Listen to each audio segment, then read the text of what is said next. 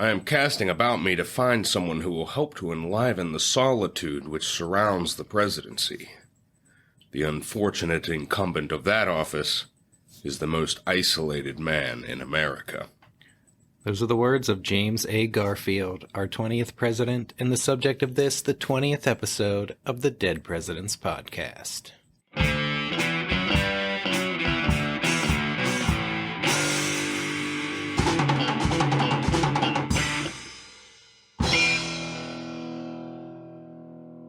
Hello and welcome to episode 20 of the Dead Presidents Podcast. I'm Stephen Lincoln Douglas. And I'm James J. Hamilton. And we're here with the life of James Abram Garfield, the 20th president of these United States. The 20th episode of our show. Hard to believe. Episode 20. Big episode. We've come a long way. And so, too, did James Garfield go a long way. Yep. It all started November 19th, 1831, in Orange, Ohio, just south of Cleveland. His family owned a modest 20-acre farm, and he would become the last president to be born in a log cabin. That classic presidential log cabin era coming to an end with James Garfield. Indeed. But he really embodied it. He certainly did. Came from very humble origins. That's it. He's the youngest of 4 children, born to Abram and Eliza Garfield, and they had immigrated to Ohio from New York and New Hampshire, respectively. Abram died of pneumonia in 1833 before James was even 2 years old. Except for the 3 presidents whose fathers died before they were born, he lost his father at the youngest age of any other president. Yep, that's a tough spot, especially for his mother, Eliza. She was very strong-willed and religious. She kept the farm and the family going by herself. That's it. Fortunately for James and his brothers and sisters, Eliza, a stand-up woman. Yeah, she did remarry in 1842, but separated from her second husband within a couple of years. Don't think he was all that great of a guy. Yeah. And times were hard for the Garfields. Came up in pretty bare and meager circumstances. James Garfield was his mother's favorite child. The two were very close for the rest of his life, and he is one of only 3 presidents to be outlived by his mother. Can you name the other 2 listeners?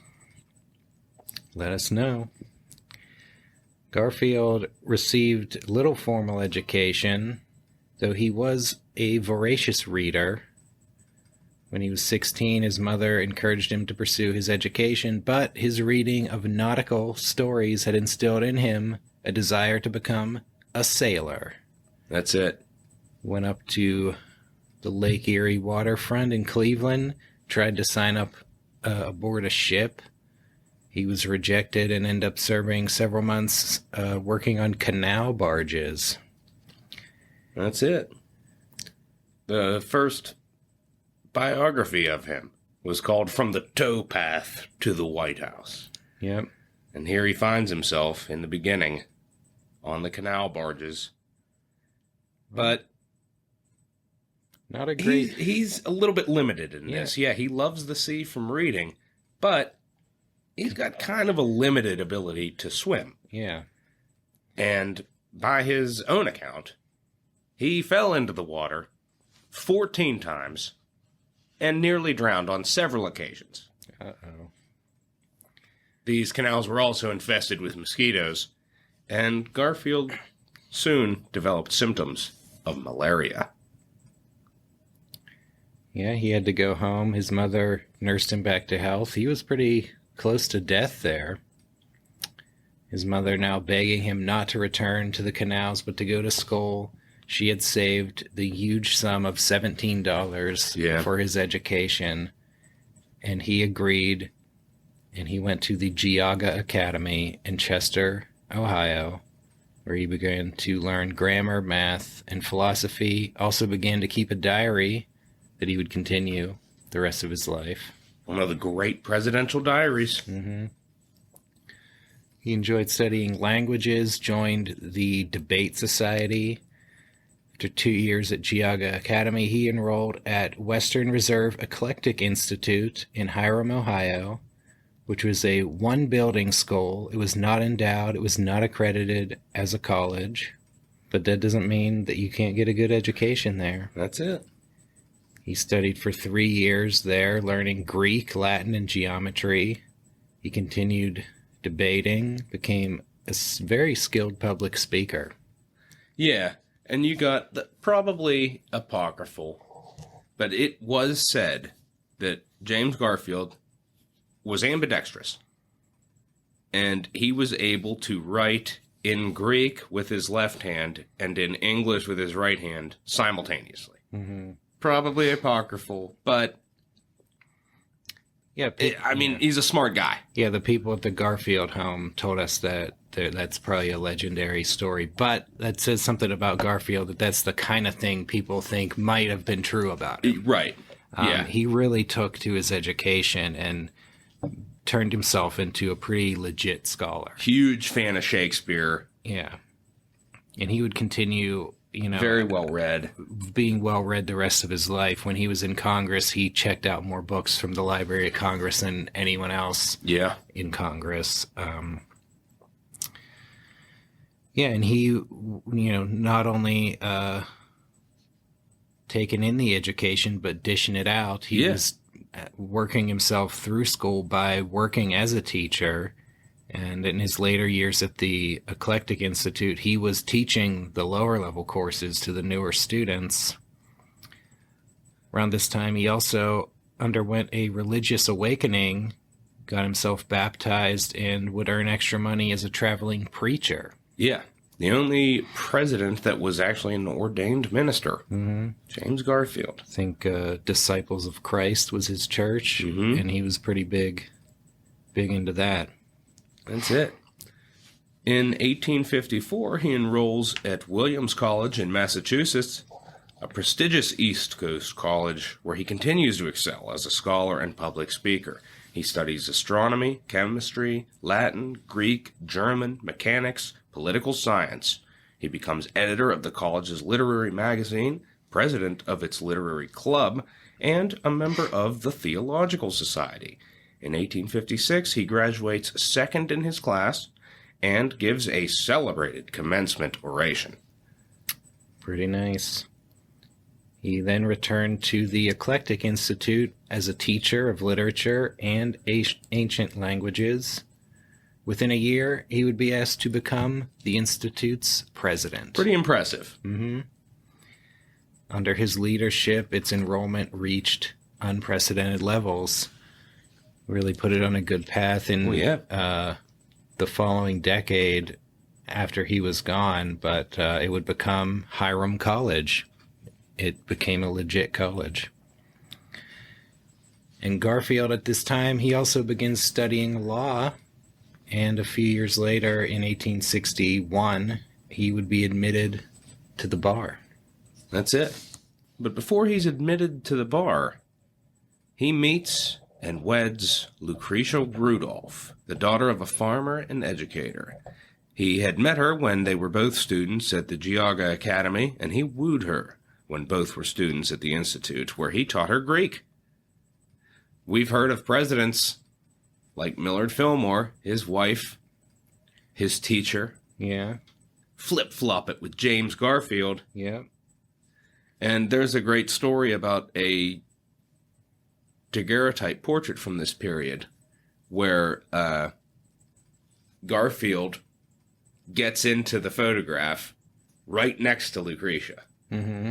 And, it was a picture of the class, and he decided to jump in there as well, right next to her. Nice. And pretty cool move. Yeah. Well, it worked. She graduated from the Institute. She worked as a teacher while he was away at Williams College. When he finishes up and comes back, they got married. Although the early years of their marriage were rather difficult. Right. As we will see his political career and the impending Civil War, spoiler alert, Right. are going to prevent them from being together for more than 5 months during their first 5 years of marriage. Yeah, think about that. That's some serious separation Yeah. going on. Tough situation to start a marriage in. Yeah, and Lucretia actually is kind of worried that Garfield married her out of a sense of duty and didn't actually love her as much as she loved him. Yeah. Then in 1862, it seems like he confessed to an extramarital affair that occurred while he was away on wartime duties. She eventually forgave him for that. Yeah, there was a Mrs. Calhoun of New York Yeah. that came into play there, but Garfield was honest about it and was remorseful. Mm-hmm. He knew he fucked up, and Lucretia accepted his apology. Yeah, they would have And gone... they were able to move on. Yeah, they were going to overcome this initial difficult phase, and Garfield would really end up falling in love with her in a way that he maybe did not at first. And they'd go on to have a pretty close and loving marriage in their later years. Yeah. 7 kids, 5 of whom survive infancy, and they go on to some pretty great things. Yeah, some of them... Some of the most accomplished presidential children with the Garfield brood. Yeah, I think they've been mentioned in previous episodes, and we'll talk about them later. Garfield now, he's going to get into politics, a field that initially did not interest him. He had written in 1852 that he was, quote, profoundly ignorant of politics and not inclined to study it. Yeah. He was, quote, exceedingly disgusted with the wire pulling of politicians and their total disregard for truth. Yeah. I mean, he's got them pegged. Yeah. He's just not into it. Well, then while he was at Williams College, he started to learn more. He wrote, quote, I have been instructed tonight on the political condition of our country, and from this time forward I shall hope to know more about its movements and interests. Yeah. And then once that becomes one of his objects of study, he pursues it with the of veracity that he does everything else. I mean, the guy he's a sponge for knowledge. Mm-hmm. He just wants to learn as much as he can. He's an ardent abolitionist. He joins the new Republican Party. Mm-hmm. In 1856, he's going to give a stump speech for his presidential candidate, John C. Fremont. He becomes an effective spokesman for the party in Ohio, and in 1859, he's nominated for a seat in the state Senate. He's going to go out and campaign vigorously. Mm-hmm. He gives over 30 speeches, and on average, about 2 hours. Yeah. He's putting the work in. Yeah, and this is where all that speaking skill really comes to fruition. Absolutely. He wins his election, becomes a state senator when he's 29 years old. In addition to his speaking prowess, he displays an immediate aptitude for the details of legislation, drafting detailed committee reports in favor of education for disadvantaged children and a geological survey of Ohio's natural resources. Yeah, I mean, speaking out in favor of education for disadvantaged children, something that he actually went through and knows about. Mm-hmm. And look at how he's risen. You know, I mean, like I said, his mind is like a steel trap. He can read over this stuff, and he just knows to do it in a certain detail that's pretty impressive for a 29-year-old newcomer. Yeah, and a lot of previous presidents have been in favor of education, maybe none more so than him. Like, he really lived it with his own education and as an educator, and then he takes that into his political career.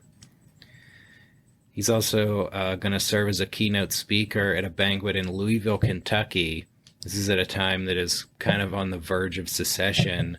He speaks in favor of the indivisible Union, and his speech persuades members of the Kentucky and Tennessee legislatures to undertake a goodwill tour of Ohio. Yeah.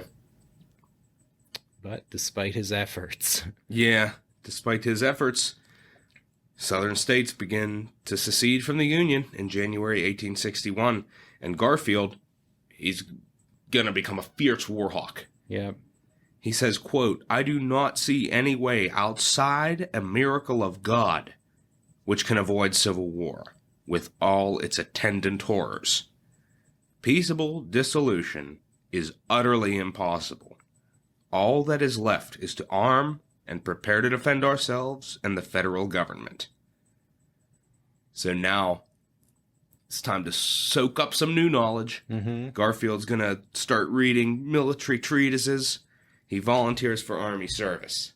Yeah. He's going to recruit a bunch of former students to join the 42nd Ohio Volunteers. He becomes promoted to colonel of the regiment.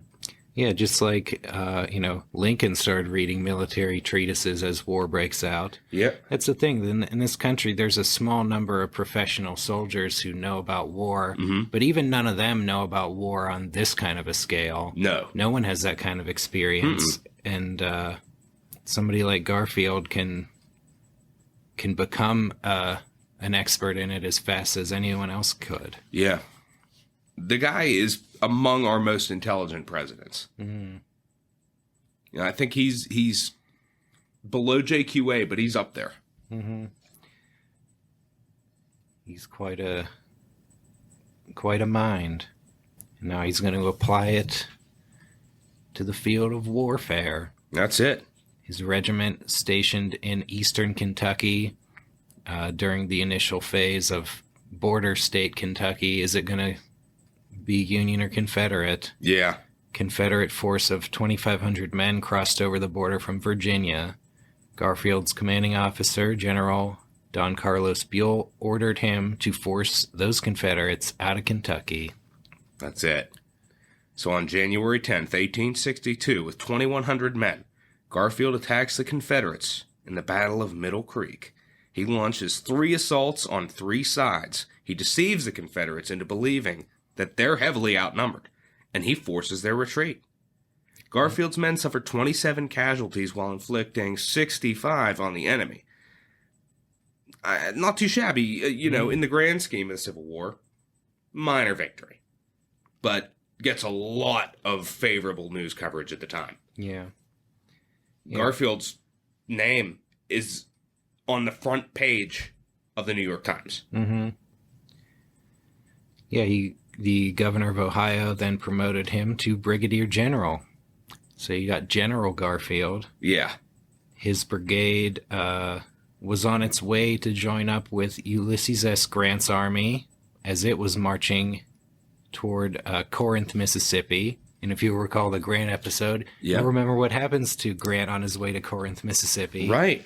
He is attacked by Confederate forces under Albert Sidney Johnston. And Garfield was among the Union reinforcements that reached him on day 2 when Grant counterattacked and forced the Confederate retreat. That was, of course, the Battle of Shiloh, the bloodiest of the war up to that point. Yeah. Garfield, he's under fire a lot of that day. Jumping into the fray there. And Middle Creek, remember the state of the Union Army at that time.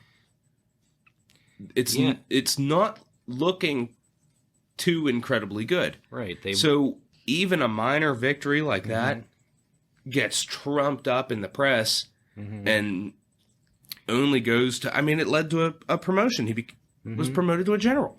Yeah, Union wasn't winning a lot of battles at the time, and they didn't have a lot of aggression on their generals. That's around the time that Grant got, a lot of play for his minor victories, but they were aggressive, and Garfield was right there as well. Yeah. And then, of course, coming in on Shiloh Day 2.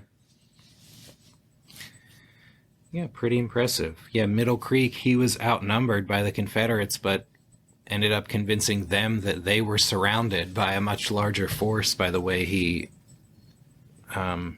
used his forces.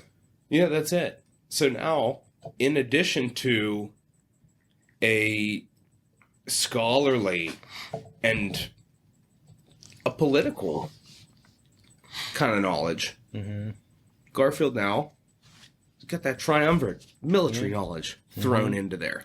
And things are looking pretty good for him. And one thing just seems to lead to another here. Garfield is considered for high office. Yeah. His constituents, his friends, promote his name for the House of Representatives. He's not campaigning. He's not going to be at the convention. He's at war. Mm-hmm. But he gets the nomination. Yep, and it's a pretty solid Republican district, the 19th District of Ohio. So things are looking good for him, although he does go on furlough for poor health for a bit. During that time, or after that time, he was ordered to report to Washington, D.C. to get his next military assignment there. He befriends a eminent fellow Ohioan, Treasury Secretary Salmon P. Chase. Yep. He's going to take Garfield under his wing, spend several months there introducing Garfield to important politicians, tutoring him on national political issues. Garfield agreed with Chase that the Union war effort needed a more aggressive anti-slavery stance and was skeptical of what he and Chase saw as Lincoln's apparently timid prosecution of the war at that point. Yeah. Yeah, it's still early in the war. Yeah. Chase, one of the team of rivals, a guy who a lot of people thought should have been president, or at this time some people think would be a better president than Lincoln if he came in there. Yeah, they're going through a tough time, the Union Army at this time, and Lincoln is kind of,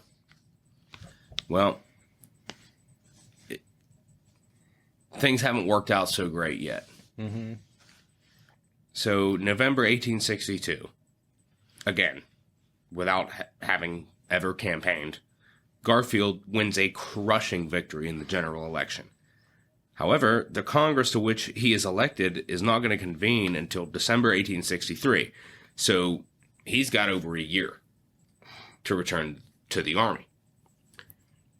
At the time, he's writing a treatise on Frederick the Great's campaigns, kind of longing for another promotion, and perhaps even an independent command. Yeah, he wants an independent command. He thinks that maybe the war can be won in this year, and he wants to be part of it. January 1863, he gets assigned to the Army of the Cumberland, which is stationed in Tennessee under General William Rosecrans. He and Garfield are going to stay up for late-night talks for a few weeks, really getting to know each other. And Rosecrans gives Garfield a choice between commanding a division of several thousand men or serving as Rosecrans' chief of staff, a position which would place him at the center of all the Army's most important decisions. That's it. Yeah. Garfield, he chooses to become chief of staff. He helps Rosecrans plan the Tullahoma campaign, in which the Union Army is going to brilliantly outmaneuver Confederate forces under General Braxton Bragg, compromising their defensive positions and forcing them to abandon Tennessee. Yep. It's a big move. And when Bragg retreats into Georgia, Garfield urges immediate and aggressive pursuit. However, Rosecrans delays and asks for reinforcements. There's Garfield. He's got a little bit of Grant in him. Mm-hmm. And Rosecrans acting a little bit more McClellan here. Yeah. Garfield is going to criticize Rosecrans in a letter to Chase. That letter will be shared around the cabinet and contributes to growing frustration with Rosecrans. Yeah. After months of delay, Rosecrans finally advanced into Georgia, but by now, Bragg has been reinforced, and he routs the Union Army at the Battle of Chickamauga. During that battle, the Union forces became divided, and Garfield undertook a dangerous ride through enemy lines to locate a Union division that was holding out under pressure. Garfield's orderly was killed, his horse was wounded, but he survived unscathed, and the episode greatly contributed to his status as a military hero. Yeah. And after that battle, Rosecrans is relieved of his command by the new Western Theater commander, Ulysses S. Grant. Mm-hmm. Garfield is going to be disappointed when George H. Thomas, not himself, is named to replace Rosecrans. He reports to Washington in October 1863, where he is promoted to Major General. Despite the convening of Congress in December, he didn't want to resign from the Army. He actually goes and has a meeting with President Lincoln. Yep. And Lincoln tells him, there are too many generals and not enough good congressmen. Lincoln urges him to join the House and help reinvigorate the war effort. Mm-hmm. Garfield would write, quote, "The president told me he dared not risk a single vote in the House. I did not feel it right to consult my own preference in such a case." So he's going to submit his resignation from the Army and go and join Congress. That's it. What a rise for James Garfield. Yep. From the towpaths to Congress. Mm-hmm. We'll find out how much further he can rise right after these words from our sponsors.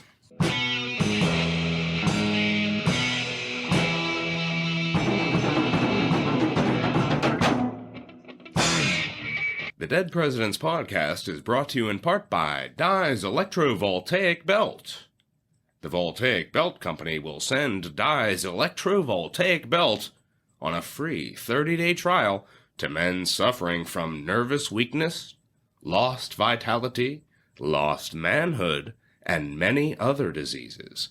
They guarantee speedy relief and complete restoration of vigor and manhood. These are the only electric appliances that have ever been constructed upon scientific principles.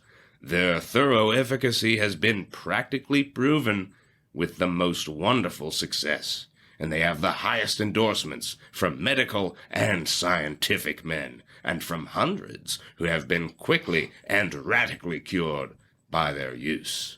Dye's Electrovoltaic Belt is available to men only. For a free illustrated pamphlet, address your correspondence to the Voltaic Belt Company in Marshall, Michigan. To our male listeners, are the women in your life disappointed by your waning manhood? Is your lack of vitality causing problems in the bedroom? Well, thanks to the Voltaic Belt Company, your troubles are over. After your free 30-day trial on Dye's Electrovoltaic Belt, you'll have more vigor than you know what to do with, and your lady will be getting all the manhood she can handle. That's a Dead Presidents Podcast guarantee. This has been a message from our sponsor, Dye's Electrovoltaic Belt. Now an important message from our sponsor, James McCullough. Notice is hereby given that my wife, Nancy McCullough, has left my bed and board without just cause or provocation. All persons are warned not to trade with or trust her on my account, as I will not pay any debts she may contract.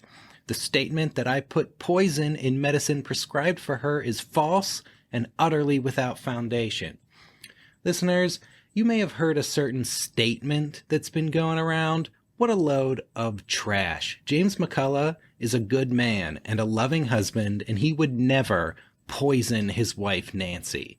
First of all, if there was something off about that medicine, and we're not admitting there was, that's got to be the fault of the doctor or the pharmacist. You want to point fingers? Point them in the right direction. Second, Nancy was already sick. That's why she was taking medicine to begin with, and what she's calling poisoning was probably just the worsening symptoms of her pre-existing illness. That's what happens when you see quack doctors and pharmacists. You get sicker. Third, and finally, if James had really wanted to poison Nancy, she wouldn't be traipsing around town right now making bullshit statements. She'd be dead. You're going to insult James McCullough by saying not only that he would poison his wife, but also that he's such an incompetent buffoon that he couldn't finish the job? Believe me, if James McCullough were to poison someone, you can bet your ass they'd die, and he would leave no trace of his involvement. That's how you know this statement is a slanderous lie. That's a message from our sponsor, the innocent James McCullough. We're also proud to be sponsored by Pitcher's Castoria. Pitcher's Castoria can be relied upon to regulate the stomach and bowels of children. Mothers who use it have bright and healthy children, and never fretful or crying ones. The difference between the laughing children who take Pitcher's Castoria and the vomiting, sickly children who do not can be easily discerned. Millions of mothers express their delight over Pitcher's Castoria. It is nature's remedy for assimilating the food. Unlike castor oil, it is pleasant to take, and unlike morphine syrups, it is harmless. Pitcher's Castoria is not a narcotic. It regulates the bowels, cures sour curd and wind colic, allays feverishness, and destroys worms.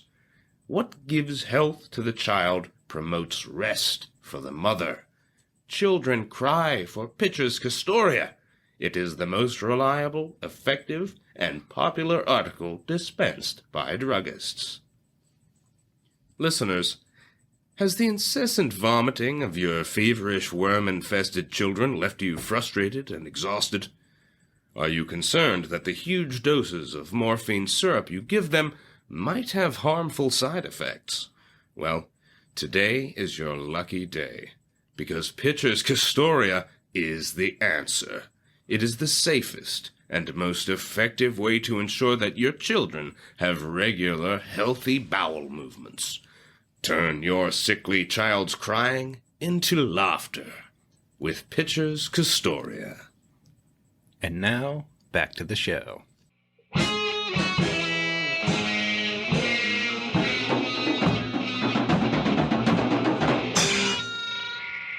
And we're back.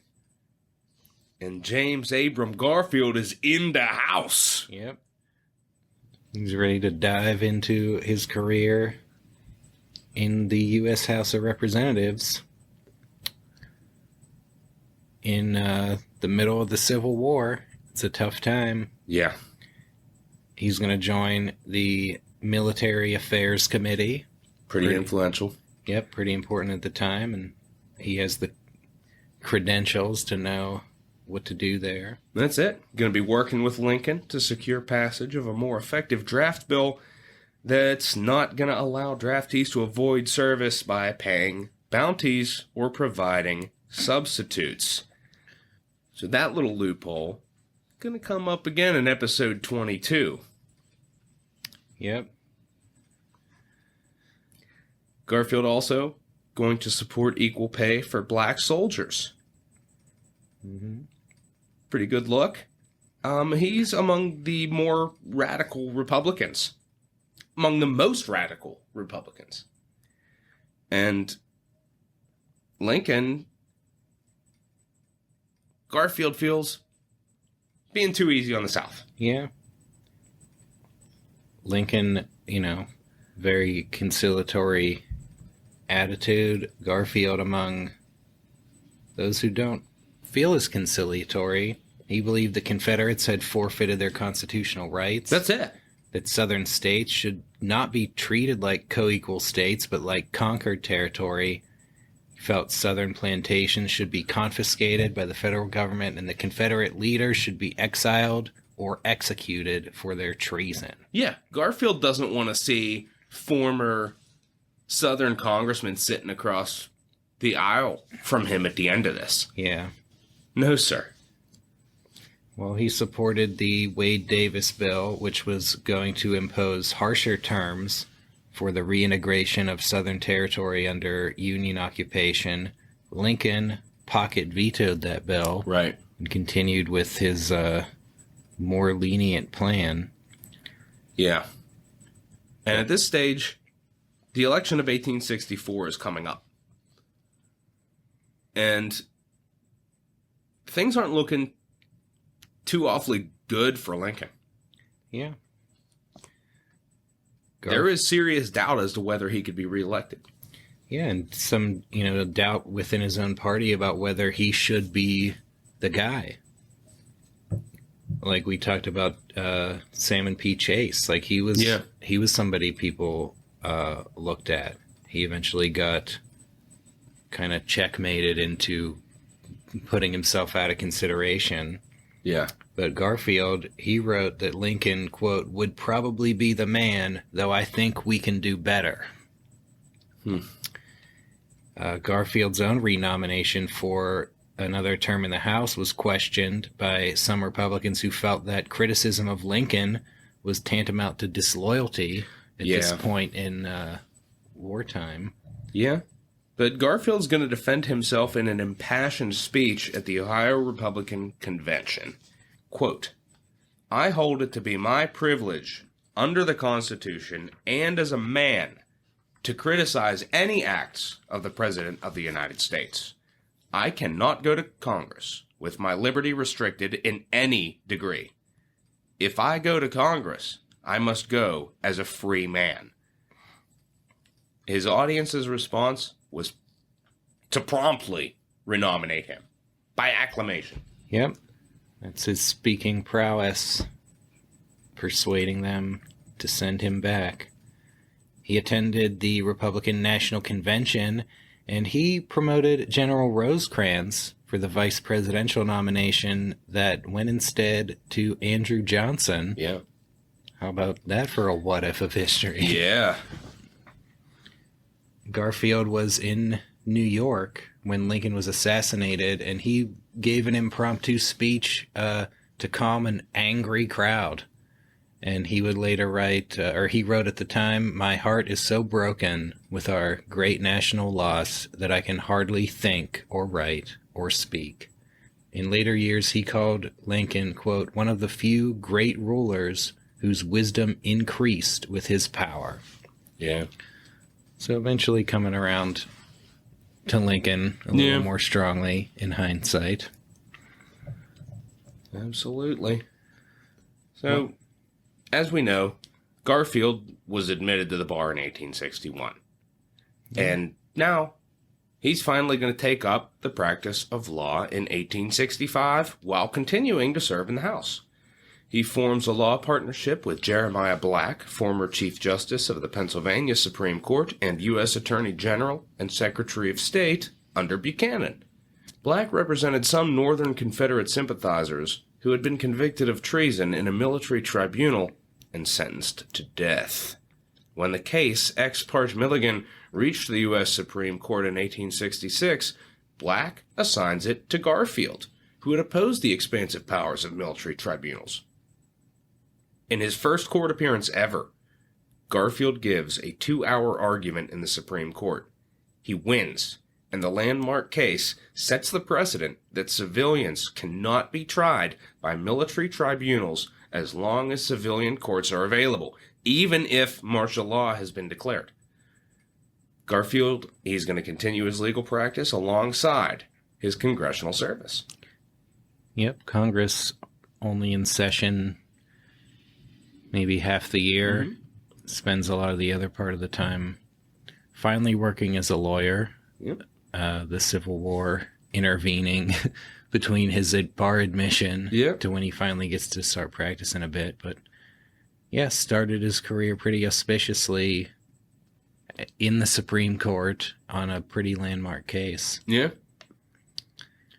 And that brings us to the Johnson administration. We got Reconstruction going on. Yep.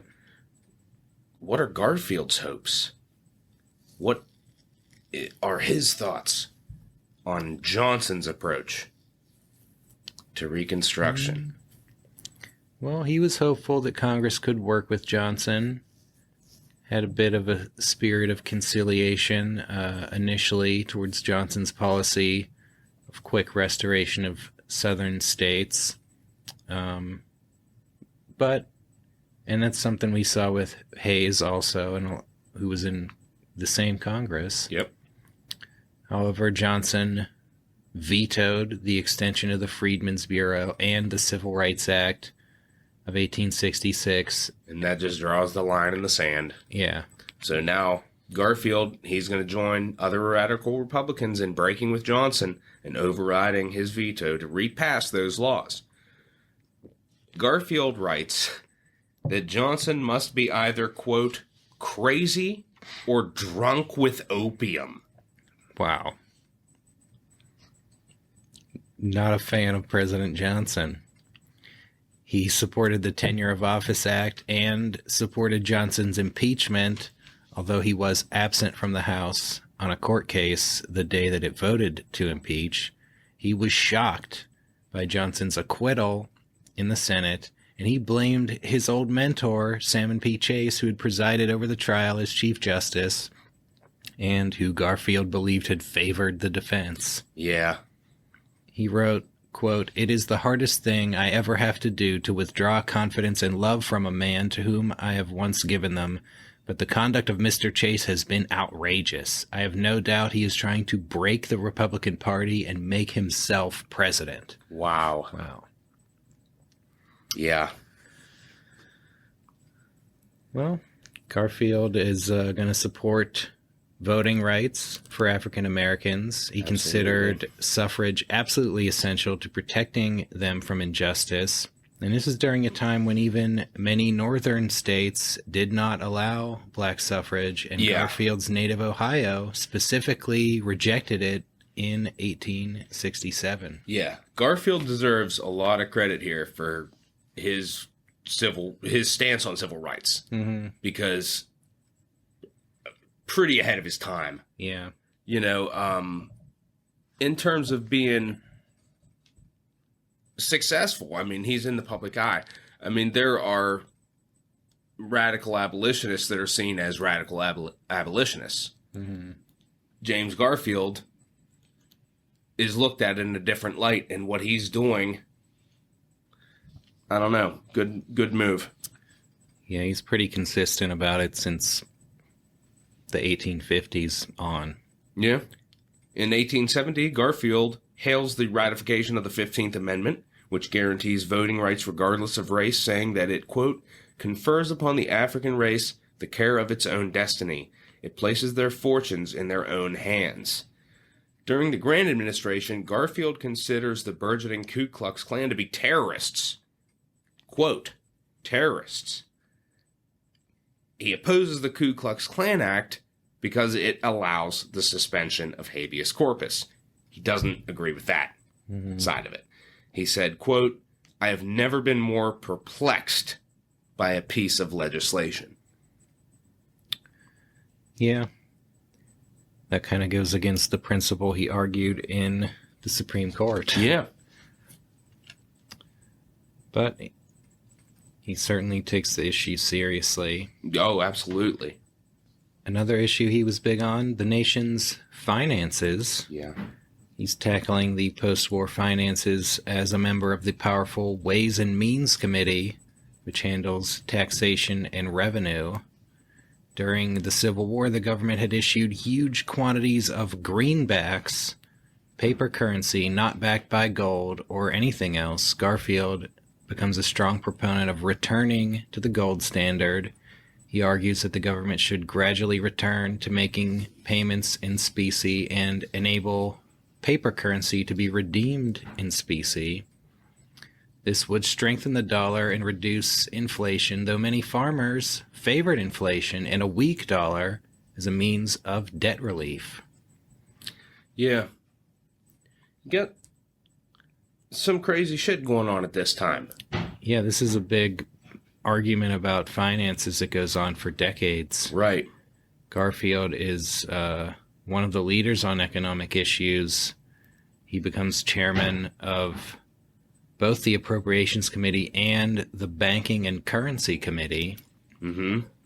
He's Banking Committee chairman, and he leads an investigation into the gold ring scandal by which industrialist Jay Gould and other conspirators had tried to corner the gold market and ended up causing a stock market panic. He's not going to uncover any indictable offenses, but he states that, quote, the abysses of wickedness opening up before us in the investigation are among the most remarkable things I have met. Garfield's going to come into conflict with his own party on the issue of tariffs.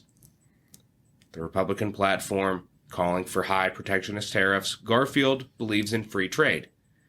He said, quote, "I am for a protection which leads to ultimate free trade, and I am for that free trade which can only be achieved through protection."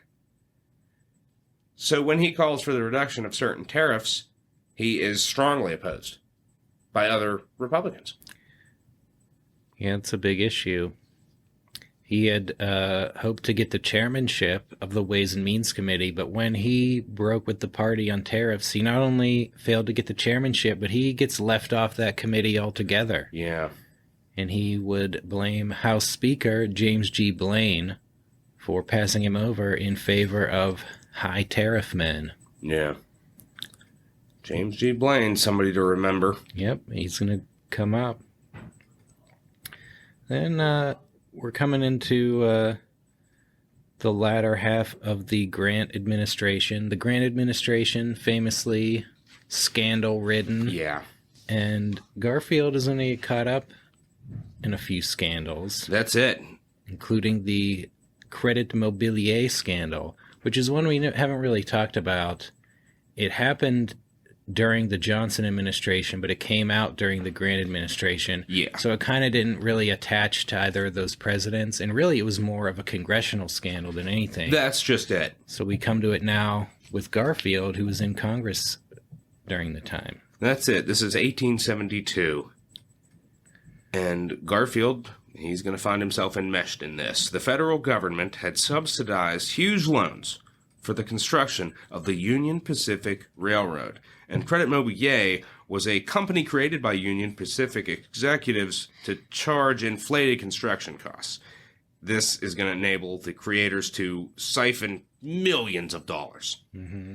One of Credit Mobilier's executives was Massachusetts Congressman Oakes Ames, who offered fellow congressmen stock in the company at discounted values in an effort to prevent any investigation into its dealings. Ugh. Not a good thing. That's it. Now, this happens in 1867 and 1868. As we said, the scandal breaks in 1872. Garfield's name is on a list of politicians who allegedly received stock. Ames testifies that Garfield had received a small amount of stock and was paid a $300 dividend, while Garfield denied that he received stock and maintained that he had only received a $300 loan, which he had repaid.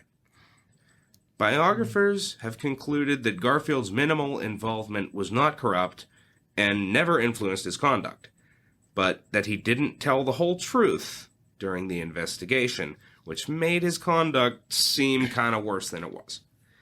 Garfield writes in his diary, quote, "I am too proud to confess to any but my most intimate friends how deeply this whole matter has grieved me. While I did nothing in regard to it that can be construed into any act of even impropriety, much less than corruption, I have still said from the start that the shadow of the cursed thing would cling to my name for many years." Yep, and that was true. Yeah. And then in 1873, Congress voted itself a pay raise, increasing its salary from $5,000 to $7,500 per year, and made that pay raise retroactive to the beginning of the session 2 years earlier. Yeah. Voters in general kind of outraged by this. Garfield had initially opposed the pay raise, but he eventually voted for it when it was part of the overall budget bill. Voters across the country mad, calling it the salary grab of 1873. Yeah. Garfield had to write a letter to his constituents defending himself. He declined to accept the back pay, and he pointed out that every pay raise in Congress's history had been retroactive. Yeah. Then another scandal, 1874, Garfield gets criticized for a $5,000 attorney's fee he received for representing a private in its successful bid to obtain a contract to build sidewalks in Washington, D.C. Yeah. He argued that there's nothing inappropriate about his role because the contract was awarded by the D.C. local government, not by Congress. However, the D.C. local government's funds originate in Congress. Garfield chaired the Appropriations Committee. Right. While, he didn't engage in corruption, that was pretty poor judgment. Yeah. And somewhat naive to not see how his representation is going to be viewed as trading on his position in Congress. Yeah, that's it. But despite all this, Garfield is reelected to a sixth term in 1874. He receives only 57% of the vote. That's the lowest in any of his elections. But he runs well ahead of his party as a whole. And that's as a Democratic landslide that year results in Republicans losing control of the House. Mm-hmm. So maybe people thinking his involvement in this was minimal enough that, we know he's a good guy. Yeah. We could kind of overlook this. Yeah, he was in a pretty solid Republican district, and he, built up quite a reputation for himself that was able to withstand these things. But now he's going to embark on a new chapter of being in a Democratic majority House. Yeah. Now you got, the Republican Speaker of the House, James G. Blaine, he moves over to the Senate, and Garfield is pretty much now the top Republican in the House. Yeah. He's thinking, Republicans take back the House, I'm going to be Speaker of the House. Mm-hmm. He supported Blaine for the 1876 Republican nomination. But then his fellow Ohioan, Rutherford B. Hayes, gets chosen as compromise candidate, and Garfield is in a campaign vigorously in his favor. You'll recall all this from the Hayes episode. Yeah. Hayes lost the popular vote to the Democratic New York governor, Samuel J. Tilden. Controversy in 3 southern states, holding the Electoral College in the balance. Yeah. President Grant requests Garfield and other visiting statesmen to go check it out. Garfield goes to Louisiana to monitor the vote count, where he and others recommend that a lot of pro-Tilden returns get thrown out. A lot of fraud and voter suppression there in certain areas. The Republican state governments in those 3 southern states certify the results in favor of Hayes. Democrats claiming Tilden won those states. Congress has the final responsibility to certify the Electoral College results. What are they going to do? That's it. They're going to appoint a 15-member electoral commission to resolve this controversy, consisting of 5 senators, 5 representatives, and 5 Supreme Court justices. Garfield is chosen to serve on the commission, which was 8-7 in favor of the Republicans, and he votes with his fellow Republicans to accept the pro-Hayes results certified by the Republican state governments. Obviously, some Democrats are so outraged by the commission's decision that Garfield was accompanied by an armed escort to get him home safely. Mm-hmm. He writes to a friend, quote, "I may say to you, but not to be made public, that my friends have been anxious for my personal safety for many days." You got some congressional Democrats threatening to filibuster the confirmation of the commission's decision. Garfield is invited to a meeting in a smoke-filled room at Wormley's Hotel, where some influential Southern Democrats seek to reach an understanding with Republicans. Garfield, at this point, he's already made overtures to Southern Democrats, hoping to cause a split with Northern Democrats by signaling that Republicans would be liberal on internal improvements in the South. At Wormley's Hotel, Garfield leaves the meeting early, after saying that the parties could not afford to do anything that would appear to be a political bargain. He's getting out. Yeah, we talked about that a lot in the Hayes episode, whether there was really a deal or not. Yeah. In any event, Democrats lost some of their support for their filibuster. Hayes is confirmed as the election winner.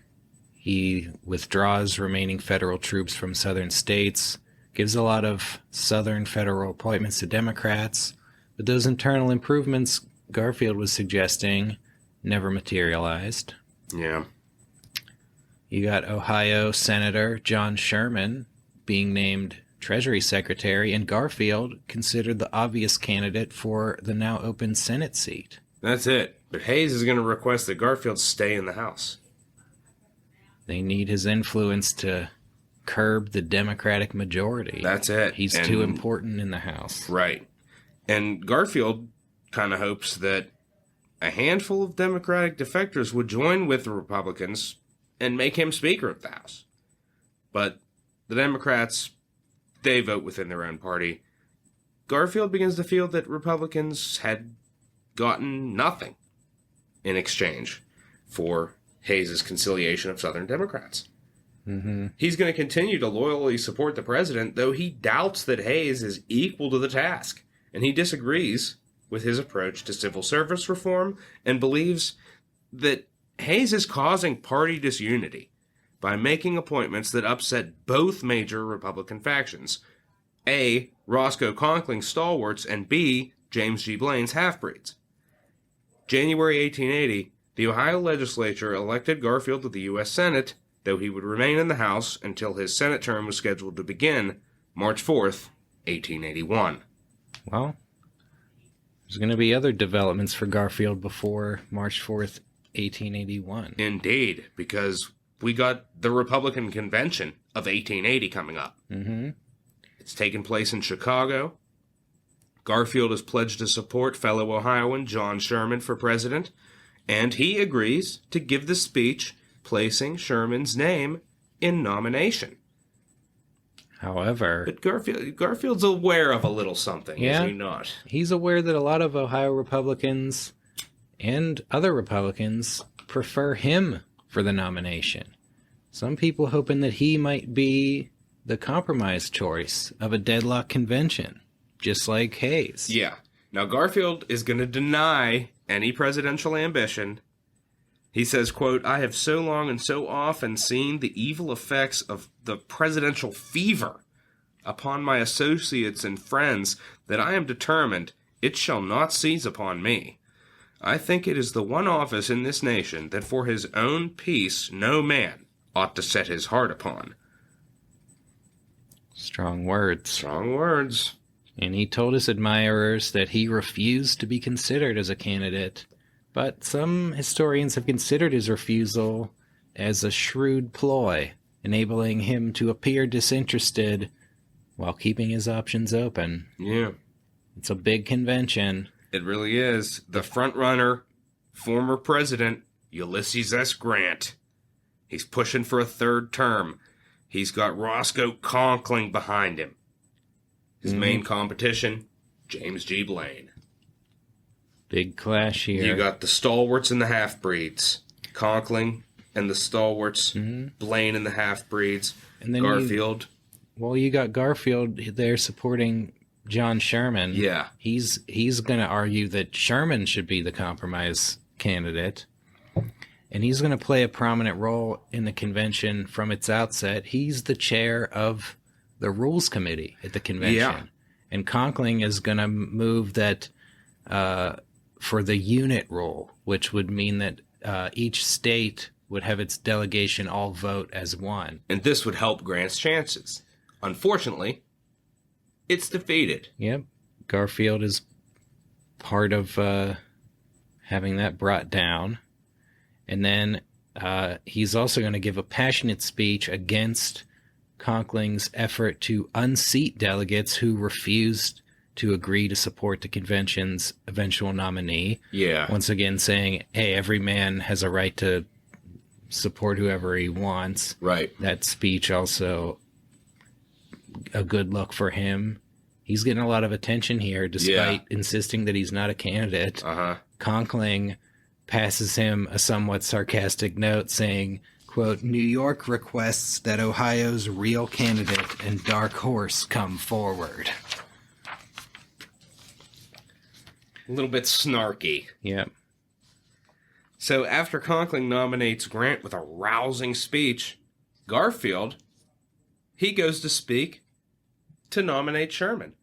But during his speech, someone in the crowd yells out, "We want Garfield," Ouch. which begins to echo. in the building. Now, a majority of 379 votes is needed to win the nomination. First ballot, Grant, 304. Blaine, 284.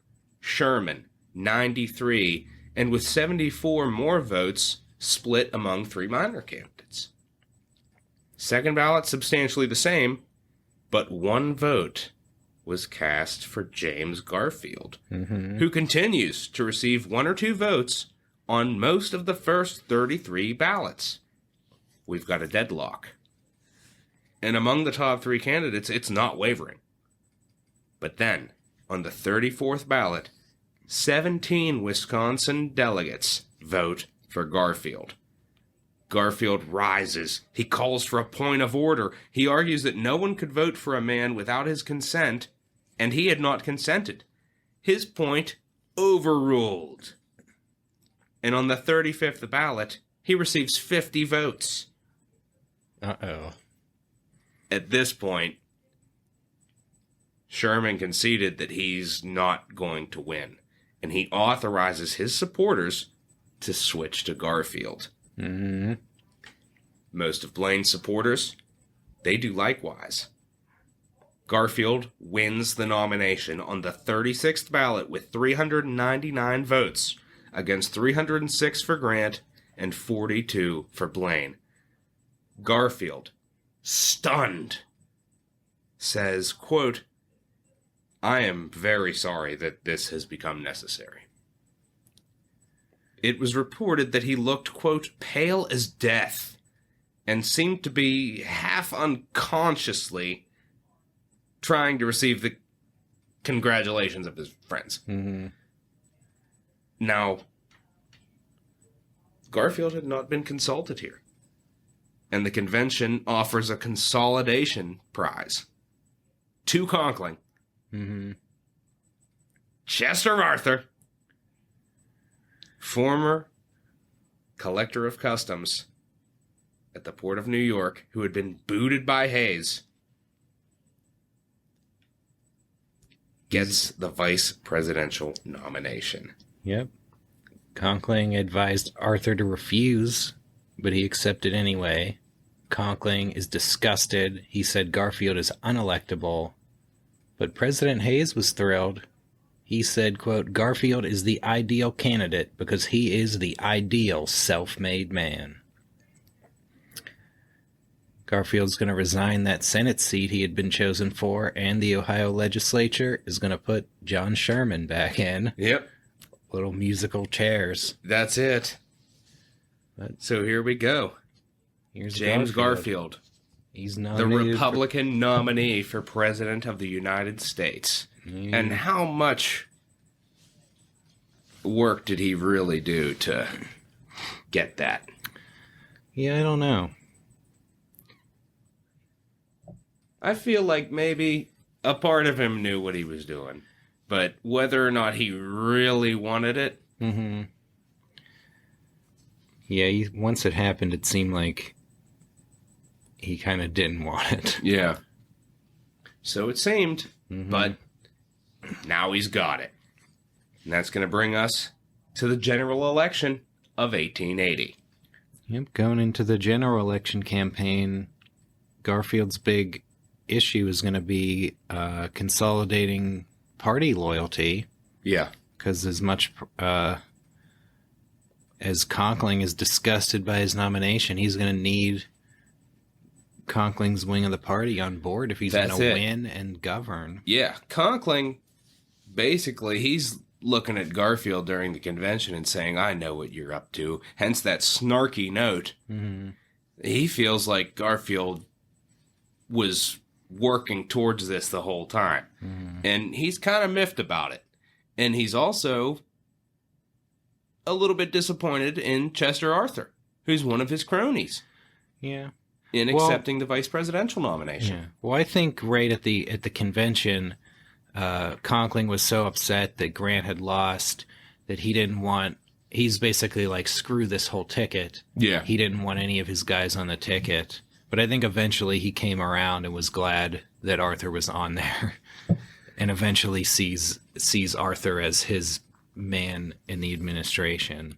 Yeah, they did have a meeting pretty early on, Conkling and Garfield, where they talked about this and that, and Conkling is going to, pretty much tell Garfield what he expects. Mm-hmm. But, we'll get to that. And, of course, Garfield says, well, you have Mr. Arthur right here.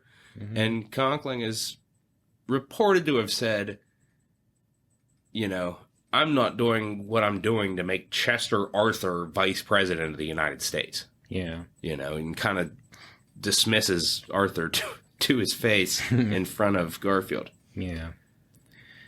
Well, Garfield is going to issue a public letter accepting the nomination. In that, he says that he will consult local leaders on patronage appointments. That's what Conkling wants to hear. And Garfield's also going to travel to New York City for a big meeting with leading Republicans. Conkling going to snub him and not show up at that meeting. Yeah. Yeah. Already, they're going to be button heads. Yeah. I mean, it's clear that Conkling feels that he is the most powerful man in the country, and James Garfield is nothing. Well, Garfield himself, not going to go out on the campaign trail, but the campaign is going to come to him. Yep. Delegations swarming his house in Mentor, Ohio. We get a front porch campaign. Yep. He turns an outbuilding at his home into an office. And that is going to be his campaign headquarters. Yep. And then he's going to appear on his front porch to address crowds of supporters and reporters who continue to show up to hear from him. His Democratic opponent is Union General Winfield Scott Hancock, a war hero with no political experience. Yeah. Democrats are going to attack Garfield. You got attacks on Garfield for the Credit Mobilier scandal, the 1873 congressional pay raise, the D.C. sidewalks contract representation. They're trying to take Garfield down. Then 2 weeks before the election, a letter allegedly written by Garfield is published, which calls for unrestricted Chinese immigration as a source of cheap labor. Chinese immigration, a very hot-button issue at the time. Garfield had publicly supported restrictions. Yeah. This letter is widely reprinted before it gets exposed as a forgery and backfires on the Democrats. Well, on Election Day, you got over 9 million Americans voting. Garfield wins the popular vote by less than 2,000 votes. Yeah. The narrowest margin in American history. Yeah. But he's going to win the Electoral College 214 to 155, including the decisive 35 electoral votes from Roscoe Conkling's state of New York. Yeah. And Winfield Scott Hancock, I mean, he doesn't help himself out too much by dismissing the tariff issue as a local question. And that gaffe just kind of goes to reinforce his image as a career military officer. He has no grounding in politics. Garfield, on the other hand, has soaked all this up. He's, he knows the game. Yep. Well, he won, and Republicans also regained control of the House and Senate. A red wave. A little bit. Garfield writes, quote, "I am not elated over the election. On the contrary, while appreciating the honor and the opportunities, I feel keenly the loss of liberty which accompanies it, and especially that it will, in a great measure, stop my growth." Well, like it or not, he's going to become president. That's it. And we're going to find out how that goes following this commercial break.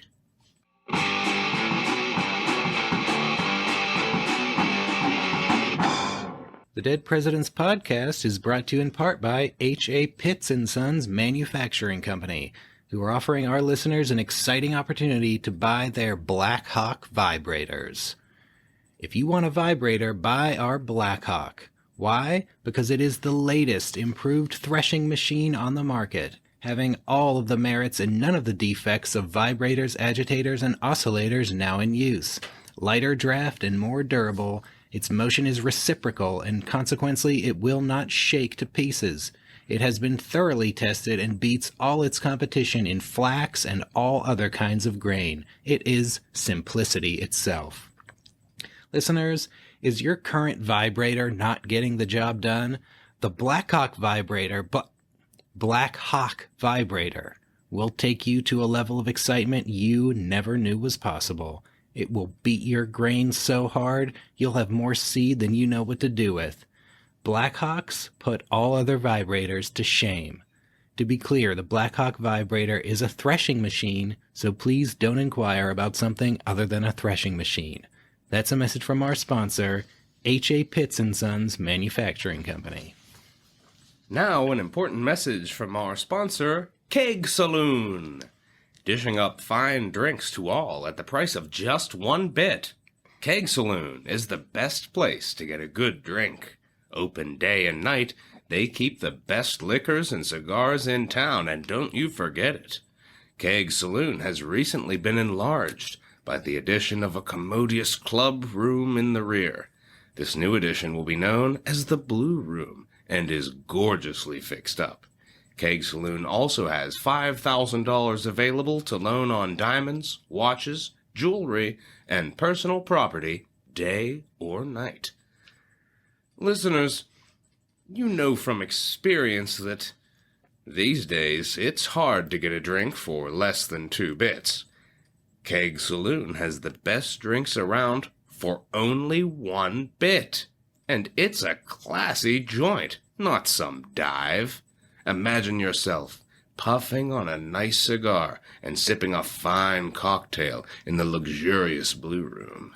You can't get an experience like that for so few bits anywhere but Keg Saloon. And that's not all. If you're looking to pledge your watch or jewelry as collateral for some quick cash, Keg Saloon can hook you up. Try walking into any other bar and walking out with a loan. Keg Saloon is the only drinking establishment in town that also operates as a pawnbroker. Drink at the Keg Saloon, 1 bit. That's a message from our sponsor, Keg Saloon. And we're proud to be sponsored by Bliss Keen & Company, who are offering our listeners the opportunity to buy Kundarango at an insane discount. A fresh supply of Kundarango, the celebrated remedy for cancer, has just been obtained by Bliss Keen & Company. Their fluid extract of Kundarango bark is now available at a reduced price. This wonderful remedy cures cancer, as well as scrofula, rheumatism, consumption, syphilis, and all chronic blood diseases. Dr. D.W. Bliss, it will be remembered, first demonstrated the efficacy of Kundarango bark in his treatment of the mother of Vice President Schuyler Colfax. Experiments warrant the belief that Kundarango is as much a remedy in cases of cancer as quinine is in cases of malaria. Dr. P.T. Keene has just returned from Ecuador and has brought with him a large quantity of Kundarango bark secured through the official recommendation and assistance of His Excellency, the President of Ecuador. Bliss Keene & Company are now prepared to fill orders for only $10 a bottle, about 1/4 of what their previously limited supply compelled them to charge. Kundarango is sold by all druggists in pint bottles bearing the name Bliss Keene & Company. Listeners, if you haven't already heard the good news, Dr. D.W. Bliss has cured cancer. That's right, cancer is a thing of the past, all thanks to Dr. Bliss and his incredible fluid extract of Kundarango bark. If you think that sounds like a load of horse shit, just ask Vice President Colfax's mother. If Kundarango is good enough for old Mrs. Colfax, it ought to be good enough for you. Bliss, Keene and Company are the only suppliers of 100% genuine Coon Durango. There are plenty of knockoffs out there calling themselves Coon Durango, but that garbage ain't gonna cure your cancer. Bliss, Keene and Company's product was practically hand-picked by the president of Ecuador himself, and that's how you know it's the bomb. The Dead Presidents Podcast is the only presidential podcast that offers its listeners a cure for cancer. That's a message from our sponsor, Bliss, Keene and Company. And now, back to the show.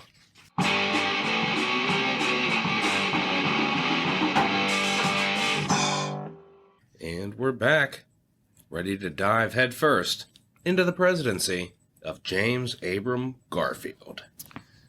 Yep. Garfield himself dove headfirst when he was sworn in on March 4th, 1881. That's it, and he really did. He had set about carefully studying the inaugural addresses of all of his predecessors. Mm-hmm.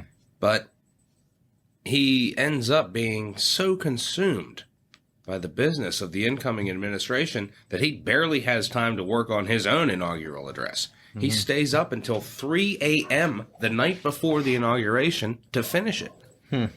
As a result, he was tired, and the speech was somewhat unremarkable in comparison with his past efforts, as he was considered one of the nation's most gifted orators. Yeah, I mean, he's really made a name for himself with his public speaking ability. Mm-hmm. So, somewhat disappointing inaugural address. But he does speak in favor of education, sound finances, religious freedom, and he states that, quote, the elevation of the Negro race from slavery to full rights of citizenship is the most important political change we have known since the adoption of the Constitution. The emancipated race has already made remarkable progress. They deserve the generous encouragement of all good men. So far as my authority can lawfully extend, they shall enjoy full and equal protection of the Constitution and laws. Nice. And, you know, being tired, so maybe he didn't speak his best, but what he's saying, pretty good. That's a pretty good foot to put down. That's it.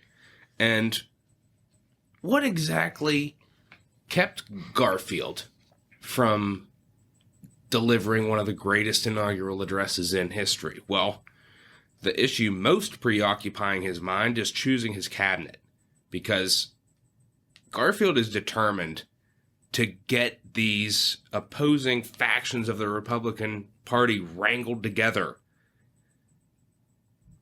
in his administration. Yeah, he wants to unite the party. Yeah, well, the first offer he makes is to James G. Blaine, offering him the top position of Secretary of State upon securing Blaine's promise that he would never again run for president. Yep. Garfield. Promise that Blaine is sure to keep. Oh, yeah. But Garfield not wanting that, quote, presidential fever infecting his administration. Yeah. Well, how do you think Conkling is going to take Blaine's selection as Secretary of State? Beyond miffed. Yep.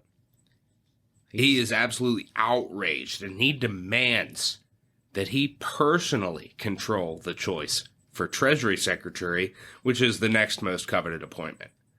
However, Garfield, he's determined to appoint a Westerner to head the Treasury Department, and he's going to refuse to kowtow to Conkling's wishes. Yep, he named Senator William Windom of Minnesota as Treasury Secretary. Also names Robert Todd Lincoln as War Secretary. Turned out to be a pretty nice choice. Yeah. Well, he is going to offer some other cabinet posts to Conkling stalwarts. He names Isaac McVeigh of Pennsylvania as Attorney General and Thomas James of New York as Postmaster General. But Conkling chose to take these lesser offers as an insult. Yeah. he had pressured stalwart Levi Morton to turn down an offer to become Navy Secretary. He had also pressured Morton to turn down the vice presidential nomination before it was offered to Arthur. And during one meeting, Conkling berated Garfield for an hour, accusing him of duplicity. Yeah, this is the aforementioned meeting. Mm-hmm. Arthur was present, and he recalled that, quote, for invective, sarcasm, and impassioned eloquence, this was the speech of Conkling's life. Yeah. So he's just laying into Garfield about and how Garfield it's going to be. Sat there silently and just took it. And he didn't bend. No. Well, I mean, that whole situation is going to come to a head here. yeah, that's going to be another big Yeah. issue. But, you know, Garfield did, you know, he tried to bring the stalwarts in. He did nominate some stalwarts. But it's just these two are destined not to work together. Yeah. If there's just too much ego Yeah.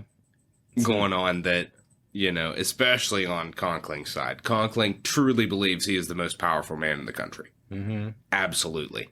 Yeah. He's the kingmaker. Well, Garfield's going to try to prove that he's not and that the president is. We'll see how that goes. Meanwhile, Garfield's going to get down to the task of governance. He's going to begin with some efforts to place the government on a sounder financial footing, sending Wyndham and McVeigh to meet with Wall Street financiers. They work out a system to refinance 5 and 6% government bonds with 3.5% bonds, a plan that would reduce interest on the national debt by 40% and save the country $10 million per year. Sounds pretty damn good. Pretty nice chunk of change in that time. Absolutely. How about foreign policy? Garfield, he seeks to expand free trade and foster closer relations with Latin American countries. He calls for a Pan-American conference to be held the following year, and 9 countries are going to accept invitations. He's also going to seek to mediate an ongoing war between Chile, Peru, and Bolivia.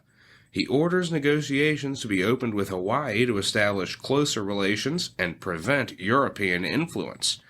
He seeks to renegotiate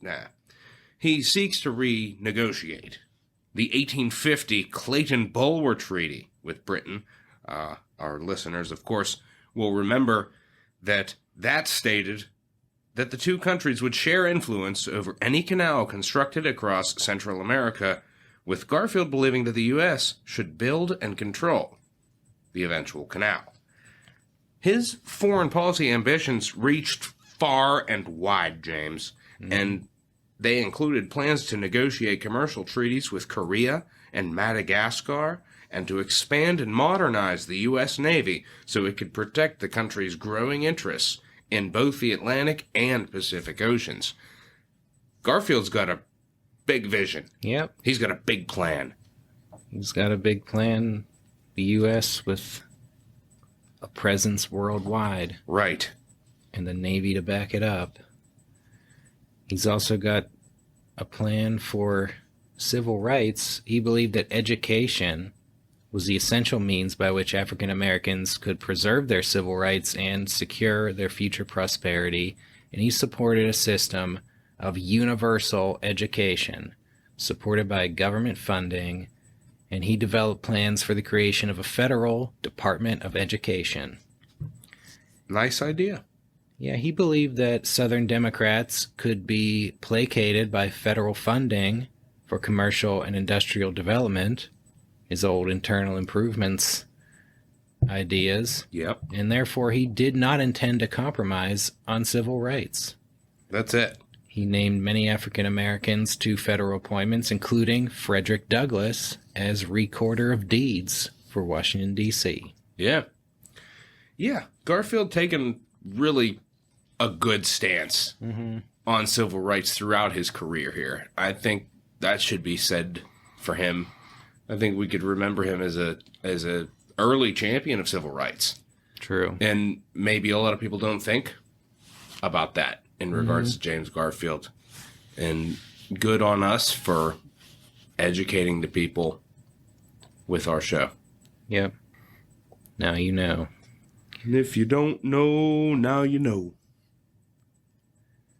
Well, Garfield has another, he's got a problem waiting for him when he gets into office. That's right. He's been hearing some rumors of corrupt dealings over special postal delivery contracts for certain areas of the sparsely populated West.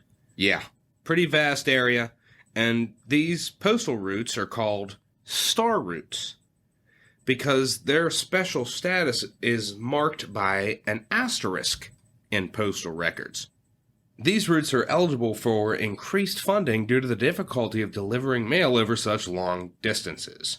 And, well, bribery gonna be employed in order to grossly inflate the value of these contracts.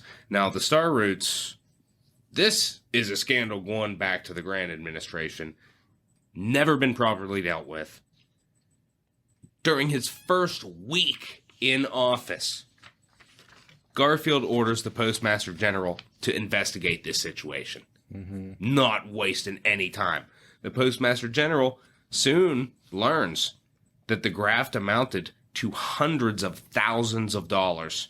And one of the main offenders, Garfield's own campaign manager, former Arkansas Senator Stephen Dorsey. Ouch. Yeah, it hits close to home. Garfield responds, quote, "I have sworn to execute the laws. Go ahead, regardless of where or whom you hit. I direct you not only to probe this ulcer to the bottom, but to cut it out."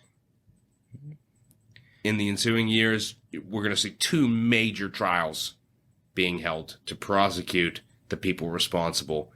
And though Dorsey and some other offenders escaped conviction, the corrupt practices shut down. Yep. And public indignation over this further strengthening the calls for civil service reform. It's the biggest issue of the day. Yep. Speaking of civil service reform, Garfield had long been a supporter. He was never a true blue crusader on civil service reform, but he did view the never-ending train of office seekers as, quote, vultures, and he believed something had to be done about it. He deplored the practice of assessments, quote-unquote assessments, by which the political appointees had to kick back a portion of their salaries to the party machines responsible for their appointment.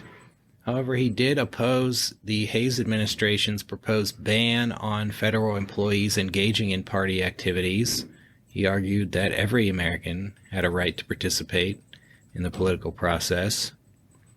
But despite being a longtime congressman himself, Garfield did believe that Congress had usurped an outsized and improper role in the appointment process by claiming the, quote, courtesy of controlling federal appointments in their own districts. Yeah.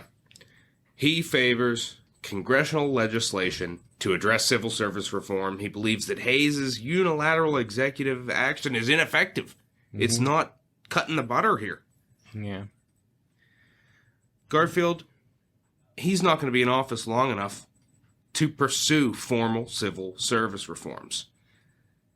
But he didn't shrink in a patronage battle with the nation's most powerful machine boss.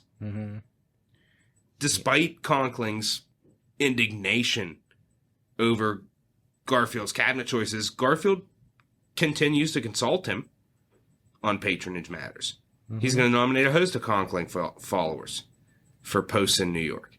Yeah, Garfield's doing what he can to unite the party, but then you got Blaine advising him not to let Conkling dictate too much, reminding Garfield of the non-stalwart New Yorkers who had been instrumental in his nomination at the Republican convention. Garfield agreed, and he chose to stick it to Conkling on the single most lucrative patronage post in the federal government. That's it. the collector of customs for the Port of New York, that post previously held by Chester Arthur. Current Vice President Arthur. That post had been at the center of scandal and controversy throughout the Grant and Hayes administrations.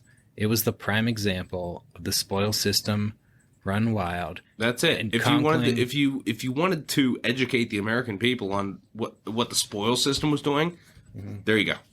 New York Customs House. And Conkling thinks that's his office to dispense. That's his domain. As he pleases. It's part of his fiefdom. Mm-hmm.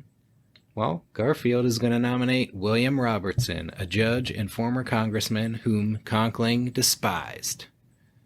Conkling is going to take this nomination as a personal affront and a direct threat to his control over New York. Yeah.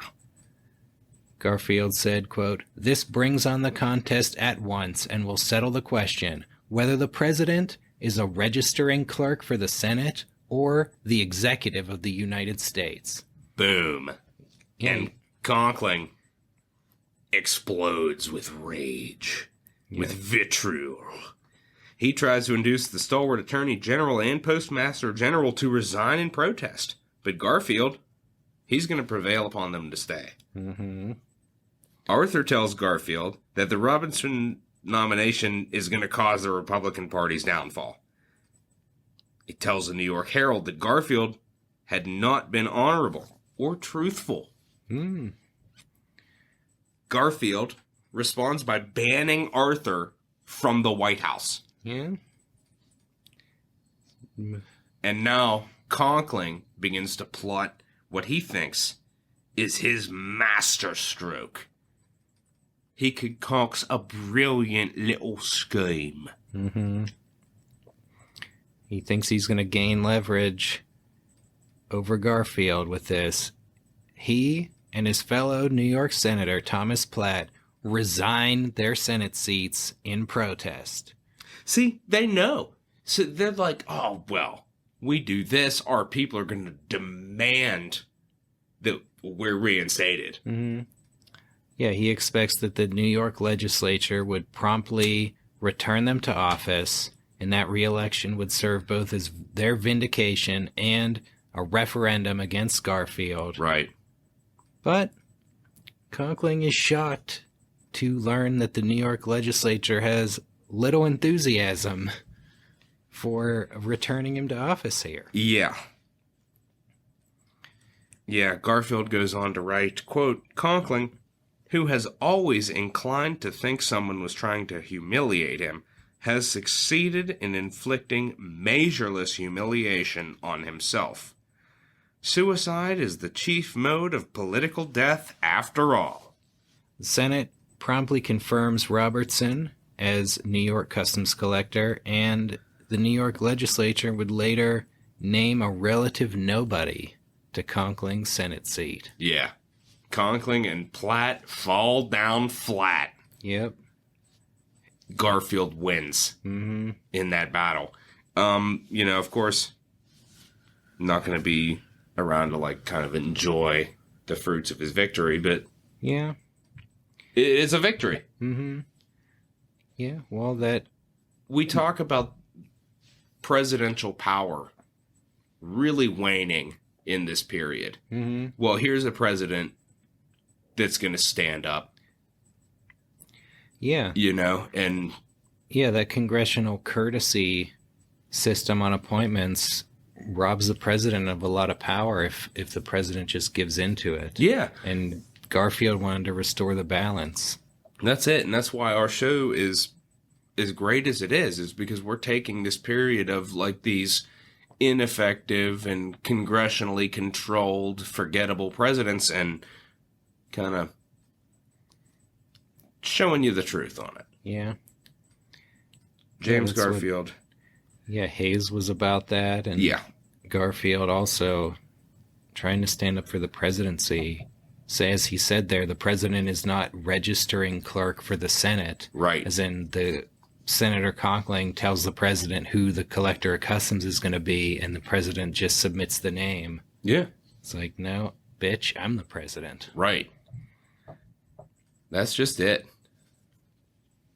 Pretty solid moves by James Garfield.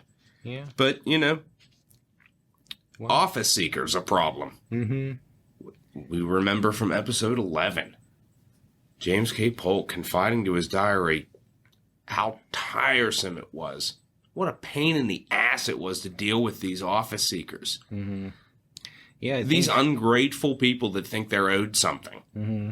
Yeah, I think that was one of the big reasons Garfield liked civil service reform is as a congressman, he had all these people coming to him to exercise his congressional courtesy for them, and he was just, disgusted by the whole thing. Right. Well, every president has had the problem with office seekers. Well, and of course, this is still the time when you could walk right in there and meet the president. Yep.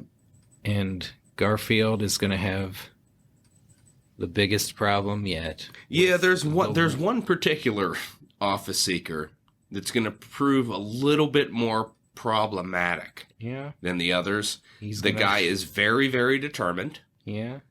And he is absolutely confident that he played a major role in Garfield's election. Yeah. This man is Charles Guiteau. Mm-hmm. And what a character. Long story short, let's call him the mentally unstable son of a slightly schizophrenic mother and a complete religious fanatic father.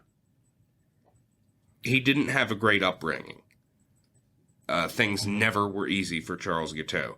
He spent 5 years at Anita, a utopian religious commune.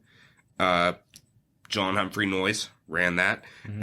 And Guiteau writes an almost entirely plagiarized book, The Truth, a companion to the Bible, which is basically ripping off stuff that John Humphrey Noyes had written. Yeah. But he feels like you can't read the Bible without you can't read the Bible without this companion to it. I mean, this is a huge work. And he fails at his attempts at being a self-taught lawyer. Mm-hmm. Basically, he wanders from town to town. He fails at any business type venture he tries. He is an itinerant preacher. He runs up bills at boarding houses and then skips town without paying. He's basically a piece of shit. Yeah. He has total delusions of grandeur. He believes that his actions were divinely inspired. He survives the shipwreck, the wreck of the Stonington, and believes that God spared him for a purpose. God has big things in mind for Charles Guiteau. That's right. And he becomes obsessed with politics. In 1880, he considers himself a stalwart. He writes a speech titled Grant Against Hancock. But when Garfield wins the nomination, what Guiteau does is like, oh no, is my speech ruined? Certainly not. Grant and Garfield, both generals, both from Ohio, I'll just switch the name out. Yeah. And that's exactly what he does. He goes through and switches Grant's name with Garfield. And then he delivered this incoherent, cliche-laden speech a couple of times on New York street corners and at a couple events. He's actually given permission to speak. He's on the card at some of these events and actually makes this speech.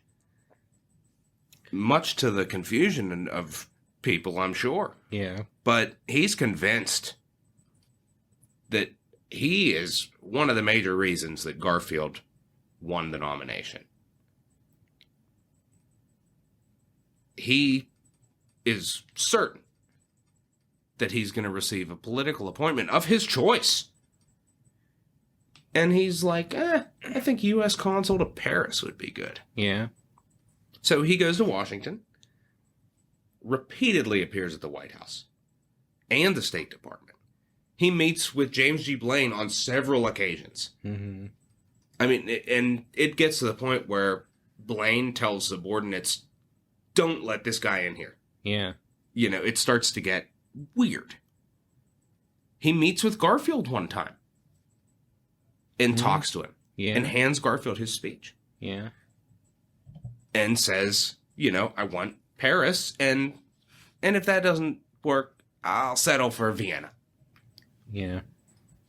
Did he speak any of the languages of these places? I don't know that he spoke French, but hey, I don't think President Garfield could do better than having Charles Guiteau representing U.S. interests in Paris. Or Vienna, if Paris is unavailable. Either one. But, it's as we talked about, the White House, it's open to the public. Mm-hmm. You could go in there. You could meet with the president. Garfield, like previous presidents, we talked about Polk bitching about this. They're inundated with these lines of importunate, office seekers. Yeah, they have to spend like hours a day meeting with these people. Yeah. And most of them are out of their fucking minds. Mm-hmm. Like Charles Guiteau, in particular. He was more out of his mind than any other one, I guess. Yeah. And he's a familiar sight now in the White House, in the State Department. The secretaries, they know who he is. Blaine snapped at him. Yeah. Banned him from the office. And that contributes to Guiteau's delusion that Garfield is a puppet of Blaine and is conspiring to destroy the Republican Party, excluding good stalwarts like himself. Yeah. And then at the time Conkling resigns... That's the straw that broke the camel's back. Yeah. Guiteau no longer welcome at the White House by this point. Now he hears the call of God. Mm-hmm. Divine Providence is telling him to remove the president. Remove the president. Key word. How he removes him, I suppose that's up to Guiteau and God. Yeah. Guiteau goes out and purchases a .44 caliber snub-nosed British Bulldog revolver. He goes ahead and spends that extra buck. He goes for that expensive ivory grip. Because the other one, not going to look as nice in a museum where it's certainly going to be on display. Right. And also, he bought it on credit, and he's never going to pay for it anyway, like all the other bills that he skips out on. That's right. So, that's fine. And he's going to begin to stalk President Garfield. Yeah. Following him on walks, attended his church. He yelled something out in the church. Yeah, there was a time where Garfield actually talks about this in his diary. Yeah. And says that a man disagreed vehemently with the preacher on a certain point. Yeah. But yeah, it was Guiteau. Mm-hmm. Didn't like something that the preacher said, and he just let it be known. Yeah, he was heckling the preacher. Yeah. Well, he was there in church to determine whether that was a good location to murder the president, and he decided that it was, and that he was going to kill the president the following Sunday at church on June 19th. But Garfield changed his plans because he was going on a trip to the Jersey Shore with his wife, Lucretia, who was at the time recovering from a case of malaria that nearly killed her. Yeah. So instead, Guiteau followed the Garfields to the train station on June 18th, but the First Lady's presence unnerved him, and he felt that he could not kill Lucretia's husband in front of her. Yeah. Because he had met her before at White House receptions. Right. The passion of the murderer. Yep. Well, and look, of course, we've talked about Lincoln. So after Lincoln's death, obviously, there's going to be a heavier security detail around the president, right? well, not really. Not really. People considered that to be like a wartime incident. Yeah. The president, he has no security detail. Yeah, he's pretty much totally unprotected. Yeah, he's president is supposed to be a man of the people, and it was Yeah. considered unthinkable to have bodyguards separating him Yeah, from that's the something people. they do in Europe. We don't want that. We're not about that in Yeah, America. that's a monarchy thing. Right. Because also the president, he's just one of the people. He can be easily replaced with another with a vote. another worthy Yeah. man. So you don't gain anything by killing him. Yeah. It's not like you're changing the dynasty. That's it. This one president dies, someone else who agrees with him will step right into his place. So Yeah. why would anyone in their right mind kill the president? That's it. No one in their right mind would. But you've got Charles Guiteau here. Yeah, we do. Garfield had been warned to be careful for his safety, and he said, quote, assassination can no more be guarded against than death by lightning, and it is best not to worry about either. Yeah. And that's going to bring us to the morning of July 2nd. Garfield heads to the Baltimore and Potomac Railroad Station in Washington to board a train in order to rejoin his wife on a trip to New England. From there, he's going to go south. He's going to make a major speech in favor of civil rights in Atlanta. It's going to be a big deal. Mm-hmm. And he's going to head home to New Jersey. He's going to visit his old alma mater Yep. and make a speech there. And he's looking forward to getting back together with his wife. Mm-hmm. He's got James G. Blaine with him, as well as his sons, James and Harry, and they're there to see him off. Garfield enters the waiting room arm in arm with James G. Blaine, and Guiteau had been in there waiting. Mm-hmm. Guiteau approaches from behind. Suddenly, a shot rings out. Garfield kind of stops. He's been shot in his arm.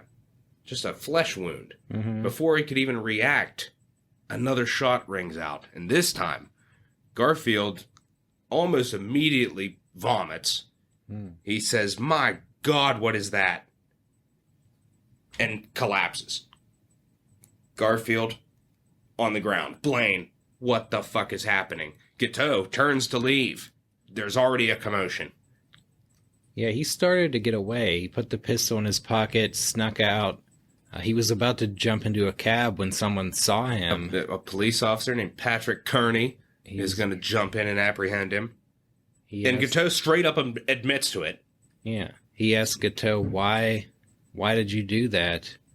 Guiteau said, quote, I am a stalwart and Arthur will be president. And these words are going to really resound in the American public consciousness now. Well, they're going to haunt Chester Arthur. Yeah. But in the meantime, Garfield, He's on the ground. he's shot. Yeah. They find a mattress in the station. They carry him upstairs to a private room and find a doctor. And he, of course, he probes the wound. He's not washing his hands ahead of time. He's just doing it. He's trying to find the bullet. Robert Lincoln is in the station at the time. Yeah. Second assassination that he's been adjacent to. Yeah. He sends for none other than Dr. D.W. Bliss, who had been an army surgeon during the Civil War and was considered an expert in gunshot wounds. And of course, we remember he cured cancer, Yeah, he's the sponsor of our show. yeah, he's the go-to guy. He cured cancer with his fluid extract of Kundarango bark. Mm-hmm. Of course, unfortunately, turns out that He was didn't. not a cure for cancer. Yeah, and, we said that you could ask Schuyler Colfax's mother. Well, about 9 months after that advertisement, she died of cancer. That's right. But here we have Dr. D.W. Bliss. He's coming in, and he is also going to probe Garfield's wound with dirty digits, as well as a metal probe. And he's convinced the bullet's lodged in Garfield's liver. Garfield, they're going to move him to the White House. It's not a great ride. He's in a carriage. He's on this mattress, bouncing. Mm-hmm. He's in serious friggin' pain. Yeah. And, the White House, of course, is adjacent to a swamp infested with vermin. It's extremely hot and humid. It's July 2nd now, Yeah, the White House is in pretty poor condition at this time in its history. It's not a very nice place to be. No, if that's you're why sick. everybody left Washington in the summers. Right. Which is what Garfield was doing. But Lucretia hears about this. She takes a special train home. And there's actually an incident on the railway.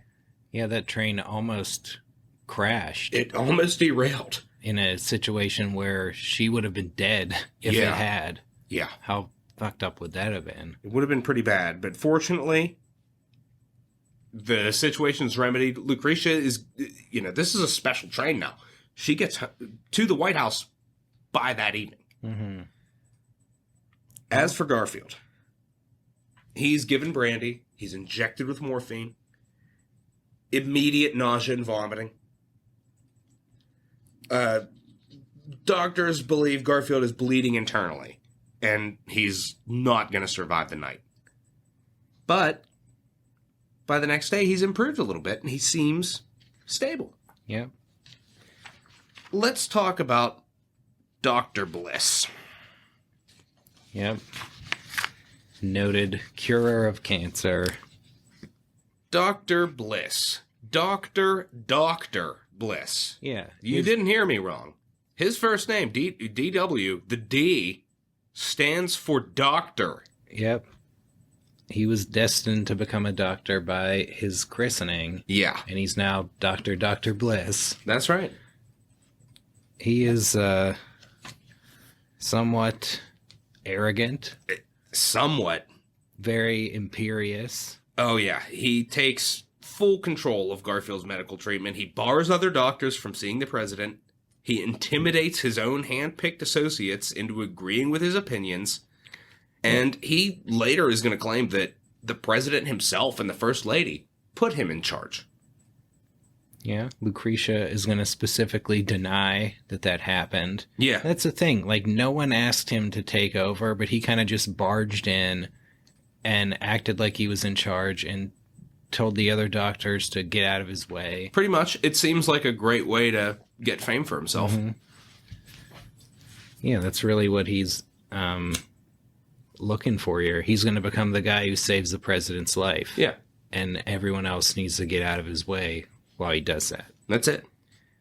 Garfield is going to remain bedridden. He suffers intermittent fevers, but his condition was relatively stable for a few weeks. Mm-hmm. He writes, Strangulatus pro Republica, tortured for the Republic. Mm-hmm. He says to Lucretia, I wonder if all this fight against death is worth the little pinch of life I will get anyway. Well, the nation is shocked by this. Yeah. The army has to guard the jail where Gateau is held to prevent angry mobs from lynching him. Oh, yeah. And even at one point, one of the jail guards took a shot at Gateau. Yeah. There are rumors swirling that Arthur and Conkling are responsible for the assassination. It's a mess. There's a lot of conspiracy theories floating around. Mm-hmm. Arthur is just... The assassin mentioned the vice president when he was apprehended. Right. Arthur is just distraught over the prospect of becoming president. He feels unequal to the task. This is not what he was Certainly not expecting. something he ever wanted or dreamed of happening. Mm-hmm. So, everyone's hanging on Garfield's condition. Lots of stuff is being done to try to help him. Yeah, this is pretty interesting. We got pretty much America's first air conditioner. Navy engineers use ice and fans from ice wagons, and they're able to funnel cool air into Garfield's room in the White House. Mm-hmm. Pretty remarkable stuff. Yeah, 80, 90 degrees. Yeah. I think they were able to reduce the temperature by as much as 20 degrees.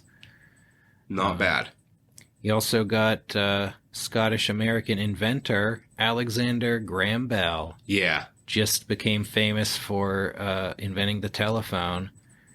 He rushes to develop a metal detector that could locate the bullet using some parts of that were using a telephone. Yeah. Thinking that a certain instrument could detect metal and it would cause a sound to come over the telephone receiver. Yeah, he had his apparatus, and you had a set of headphones that you'd put on, and you'd work this machine over the body, and it would detect the metal by giving you kind of a clicking sound. Yeah, because the doctors have been digging around in Garfield trying to find this bullet. Unsuccessfully. Bell comes in there, and he's not successful in finding the bullet. He later learns that Garfield had a metal bed frame that was interfering with the instrument, even though he had been assured that all metal was removed from the room. Yeah, and not only that, Dr. Bliss just proves himself to be continuously be a grade A doo-doo head. Mm-hmm. And he pretty much hinders the experiment. I mean, yeah, he only has Bell searching on Garfield's right side because that's where Bliss insisted that the bullet was. Yeah, and he doesn't let Bell's assistant work. Mm-hmm. He insists on working with Bell. Yeah. He totally hinders the whole thing. And, if he had let Bell onto the left side, he could have found the bullet. Right. But it didn't really matter anyway because the bullet was later revealed to be enclosed in a cyst. It could have safely remained in his body. Yeah. Could have had an Andrew Jackson type thing where it's like, yep, we're just leaving that in there. Yeah, so who knows? If they found the bullet, they might have done worse things to Garfield to try to get it out unnecessarily. Because all these gruesome efforts to probe for the bullet caused far more damage than the bullet itself, and that's going to result in a deadly infection. Yeah. You got probing dirty digits entering this wound and unwashed instruments, and you got a lot of pus and infection, and and Dr. Bliss says, well, the pus coming out is good. Mm-hmm. That's a good thing. Yeah. Yeah, that's what some people thought at the time. The medical profession in a state of flux, really. Yeah. It had been really over the previous decade that the British surgeon, Joseph Lister, had developed the process of antisepsis using carbolic acid solutions to prevent infection. However, his methods not yet widely accepted in America. Dr. Bliss looked at Lister as a quack. Bliss was like, do you actually believe that there's tiny living things that you can't see that can affect things? Yeah, people not buying into this, particularly the older and more experienced doctors who think they know everything already. Yeah. They're scoffing at the notion that diseases are caused by invisible germs. This crazy idea. Yeah. They don't regularly practice wound cleaning or washing their own hands or instruments. It's just not really a thing that's widely accepted yet. Yeah. And, it's not good. At one point, Lucretia talks with Silas Boynton. It's James Garfield's first cousin and childhood friend who studies medicine. Mm-hmm. And she brings him in to see Garfield. Mm-hmm. And Bliss is there, and she says, oh, I hope you don't mind. This is, a family member, Silas Boynton. He also studies medicine. And Bliss is like, oh, he does he? Mm-hmm. And Boynton says, oh, without your objections, I wouldn't mind looking at the president's wound. And the Garfields are there. It's a family member. He begrudgingly acquiesces. Silas Boynton takes a look at the wound and says, have you washed this? And Dr. Bliss gets all indignant and says, he's been insulted and all this and that. And basically, after a talk with Garfield, Silas Boynton asks him, like, did you give this guy total control here? And Garfield admits he doesn't know. Mm-hmm. He doesn't know if he did or not because he's been in and out of delirium. Yeah.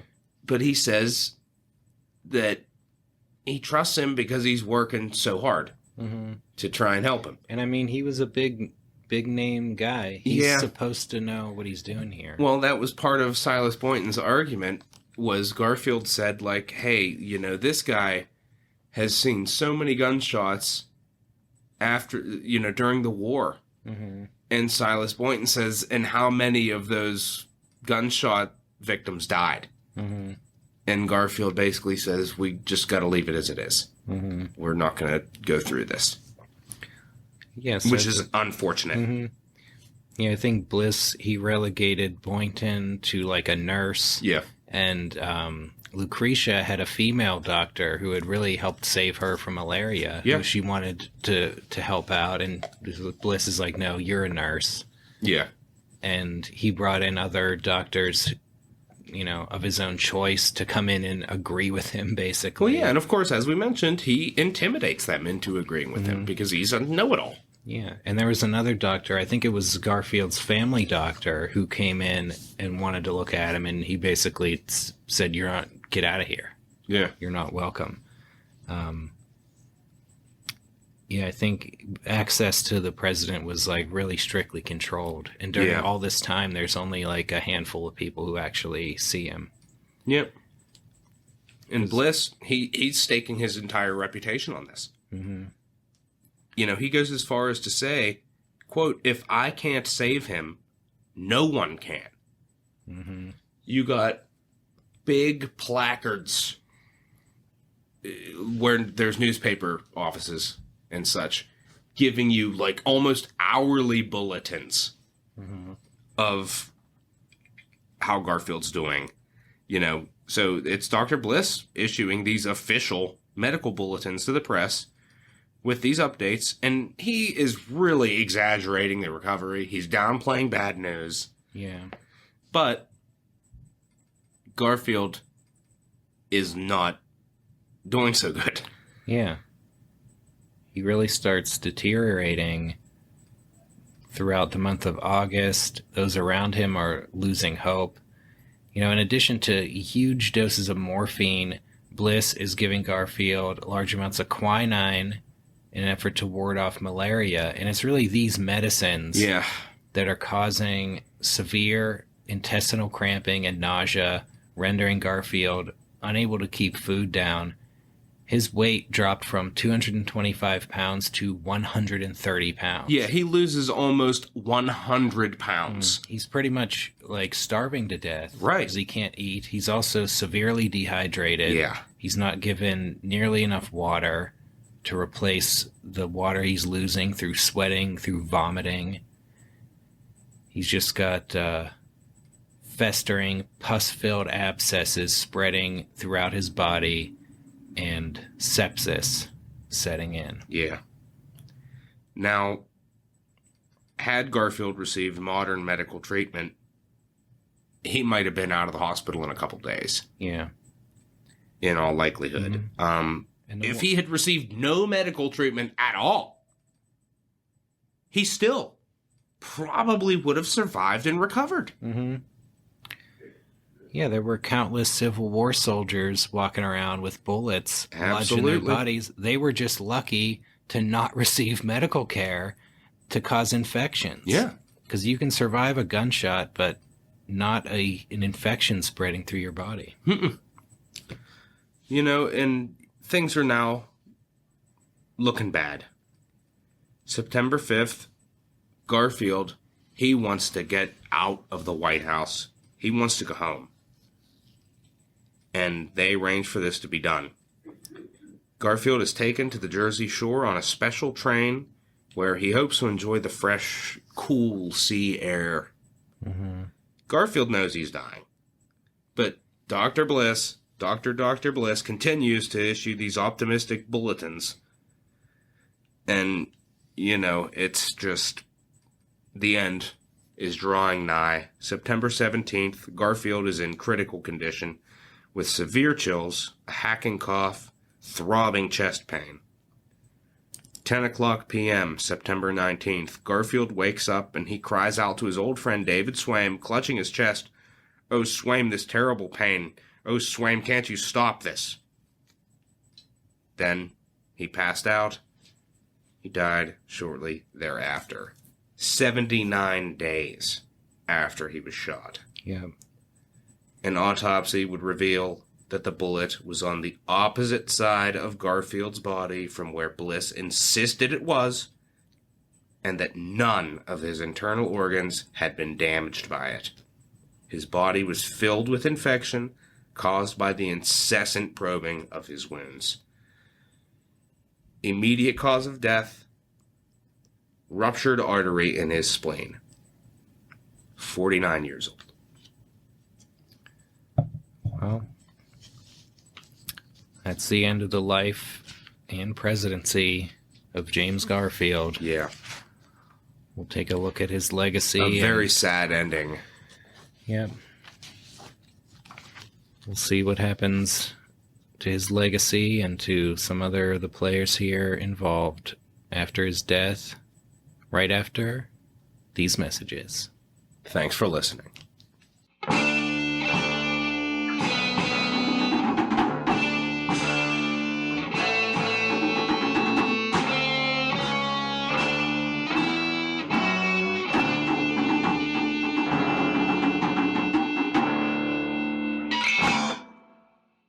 The Dead Presidents Podcast is brought to you in part by George Keller, who publishes this important notice. $25 reward. Last Thursday afternoon, Theodore Keller, a child 2.5 years old, disappeared from Race Street near 7th Street. Other children report seeing a woman pick him up and carry him across the alley. The fear of the parents is that the child has been abducted by gypsies, as a watchman reported seeing a gypsy woman in the vicinity near the time of the disappearance. Theodore's mother is almost dead with grief and despair.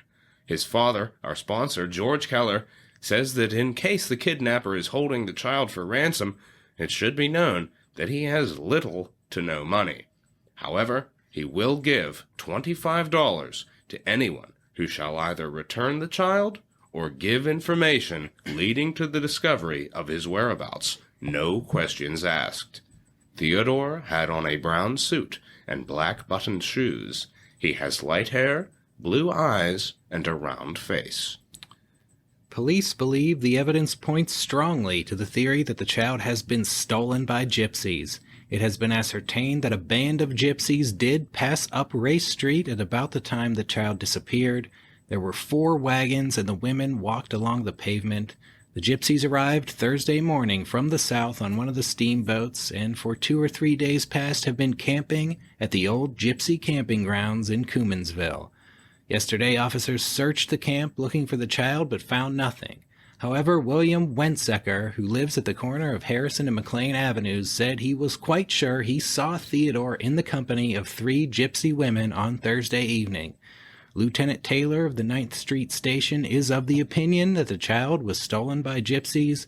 Lieutenant Hart and Sergeant Young are also of that opinion. Can you believe that, listeners?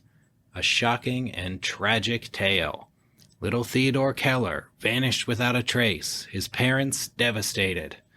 But our listeners should take note of that $25 reward and keep their eyes open, because there's a nice chunk of change in it for you if you happen to catch wind of the low-down, good-for-nothing gypsies who did this.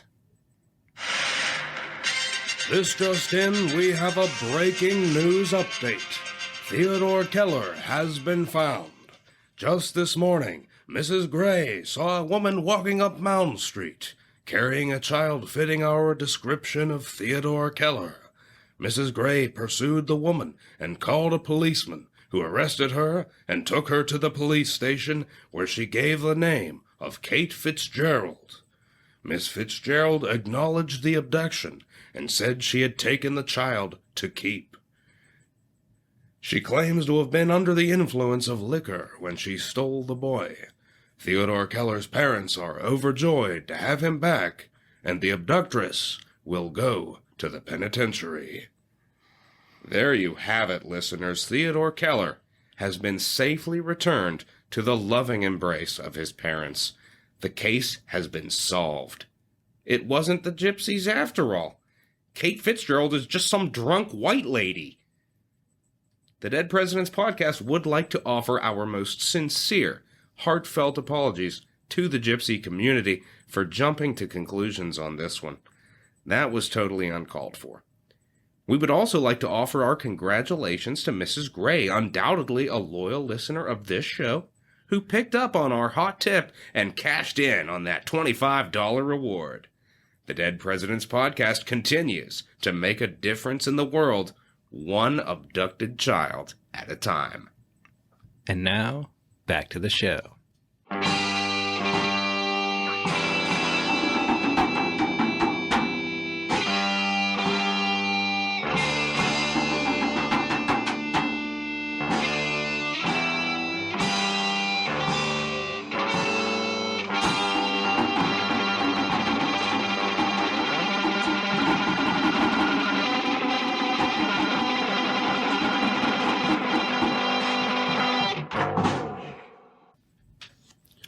No, all I'm saying is, if you're going to look for gypsies, the first place you look is the old gypsy campgrounds, right? What? Oh. And we're back, ready to delve into the post-presidential life of James Abram Garfield, a life unfortunately cut short. We saw a president with some good standards and some high hopes. A lot of potential. Yeah, cut down. And, you know, we could speculate all we want about what could have been there. We might have seen a really strong Republican president. Mm-hmm. Probably the strongest, maybe the strongest between Lincoln and Teddy Roosevelt. Perhaps. But, you know, usually he's not even ranked. Yeah. Because of the brevity of his administration and the fact that for over 2 months he's laid up. Mm-hmm. Yeah, being slowly murdered by his doctors. These are somewhat, you know, good economic times for the country. If Garfield had done well, gotten reelected, like an 8-year Garfield presidency, he could have been pretty highly regarded. It very well could have been. And I think it could have changed things moving forward, you know, because I don't see Arthur being on the ticket in 1884. No. It's not going to be Garfield Arthur. It's going to be Garfield. Who knows? Yeah. Yeah, who knows what could have happened. I know that after Garfield was shot, when he was hanging on there, I think Hayes wrote, like, you know, if he survives this and comes out, he's going to be like Lincoln Washington status. Yeah. Like, surviving the assassination would have just made him into like a living legend. Right. I think we maybe would have seen like a Garfield Ben Harrison ticket in 1884. Yeah. And then Harrison steps in next time around, you know. Mm-hmm. Would Cleveland have, if we had 8 solid years under Garfield, would Grover Cleveland have come about? Maybe not. Yeah. It might have gone straight from Garfield into Ben Harrison. Yeah, it could have changed a lot of things.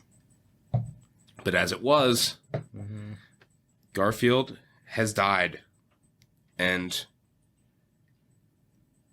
let's pick up with Charles Guiteau, who believes that he's going to be celebrated by the American people and rewarded by new president Chester Arthur. Mm-hmm. Now, clearly delusional. Yeah. 2 people tried to kill him while he was in jail. One of which, you aforementioned, a guard took a shot at him through the cell window. But he remains totally oblivious to the hatred and the outrage against him. Yeah. He's indicted for murder, October 14th, 1881. And then you got a 10-week trial. The trial of the century. Indeed. Guiteau represented by his sister's husband, who specialized in land title law. That's right. There's no one wanting to represent him. George Scoville was his name. Yep. He argued, his lawyer argued an insanity defense. Guiteau himself argued that he was not guilty of murder because Garfield was killed not by his bullet, but by medical malpractice. Yeah. Score one for Charles Guiteau because he did call that, quote, "The doctors killed Garfield. I just shot him." Mm-hmm. True words. True. But, of course, if he hadn't shot him in the first place, the doctors would have never been involved. Yeah, that's not really a but yeah, defense to Guiteau murder. basically, he wants to represent himself because he still thinks of himself as a lawyer. Yeah, and he's a brilliant man. Yeah. Obviously appointed by God. Yeah, there's bizarre outbursts. He's repeatedly cursing witnesses, the judge, his own lawyer. Mm-hmm. He writes to Arthur asking for a pardon, and he plans to go on a national speaking tour. He wants to run for president himself in 1884. Yep. Natural. It's only a natural progression. Well, let's not fail to mention that when he was first arrested and taken to jail, he wrote a letter to William Tecumseh Sherman telling him to come to the jail with troops and get him out. Mm-hmm. Yeah. Yeah, of all his insane delusions, those are the ones that are I just find offensive. That he thinks the American people are gonna support him. Yeah. For this. Yeah. He went ahead and sent his autobiography to the New York Herald and concluded it with a personal ad. Quote, "I am looking for a wife and see no objection to mentioning it here. I want an elegant Christian lady of wealth, under 30, belonging to a first-class family." Yeah. Holy shit.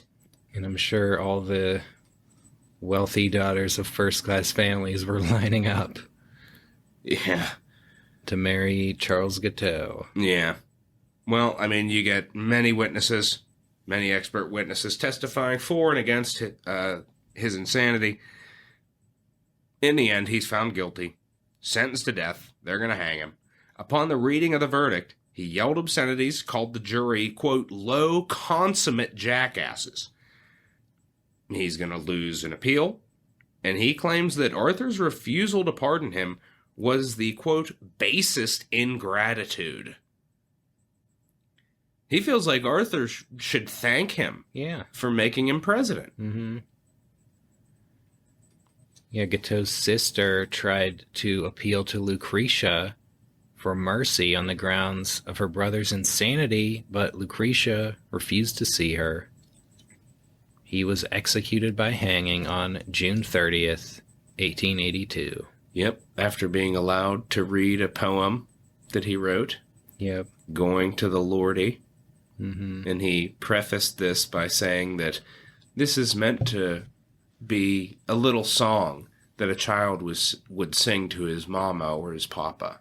And he went into this bizarre little thing, and he told the hangman, "When I drop the paper, that's when you do it."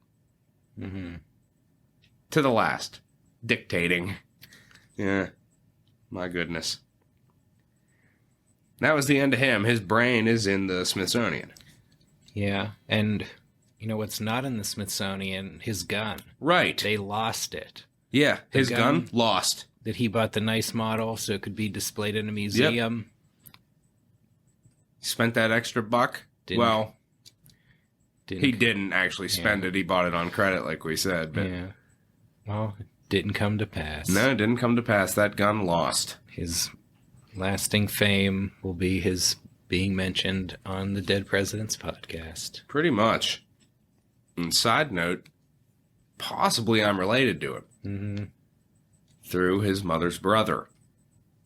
I don't think I want to get into that here, but it's a family story. Could explain a lot about the mindset of Stephen Lincoln Douglas, as you're familiar with as a listener of the show. Yeah. Maybe so. Well, there could be something to it. Well, what else we got? Garfield died. Sympathetic admirers raised a trust fund of over $350,000 to support his family.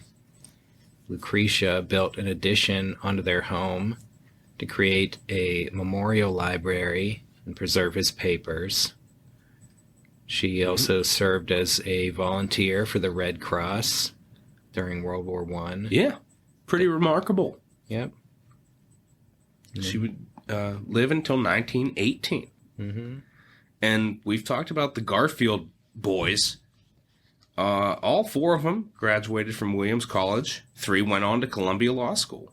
The oldest, Harry, became a professor of politics at Princeton University, where Woodrow Wilson happened to be the dean. Mm-hmm. And later, he'd become president of Williams College.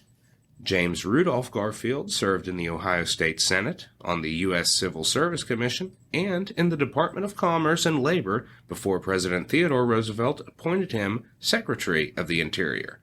Roosevelt wrote that, quote, his administration of the Interior Department was beyond comparison the best we have ever had.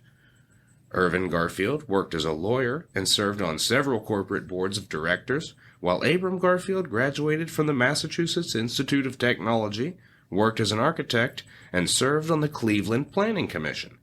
The Garfield's only daughter, Molly, was highly educated at private schools, learning French and Latin. She married Joseph Brown, who had loyally served as her father's private secretary during his presidency. So some accomplished children. Mm-hmm. Indeed. Garfield left a pretty good legacy. James Rudolph Garfield being mentioned on our top 5 accomplished presidential sons. Yep. So they turned out okay. Mm-hmm. But let's sum up Garfield himself. Yep. His character, his personality. What type of man was James Abram Garfield? I estimate Garfield is a pretty good dude. I think his heart was in the right place a lot of times, but he had some, internal struggles, as a lot of people do. Mm-hmm. But he was honest about his struggles. Highly intelligent. Yeah, one of our most intelligent presidents. Yeah, he had a lot. He dealt with periods of depression. Yeah. He really struggled and tried to remain humble despite, all he had going on. He was kind of believed that he had a special purpose in life. Yeah.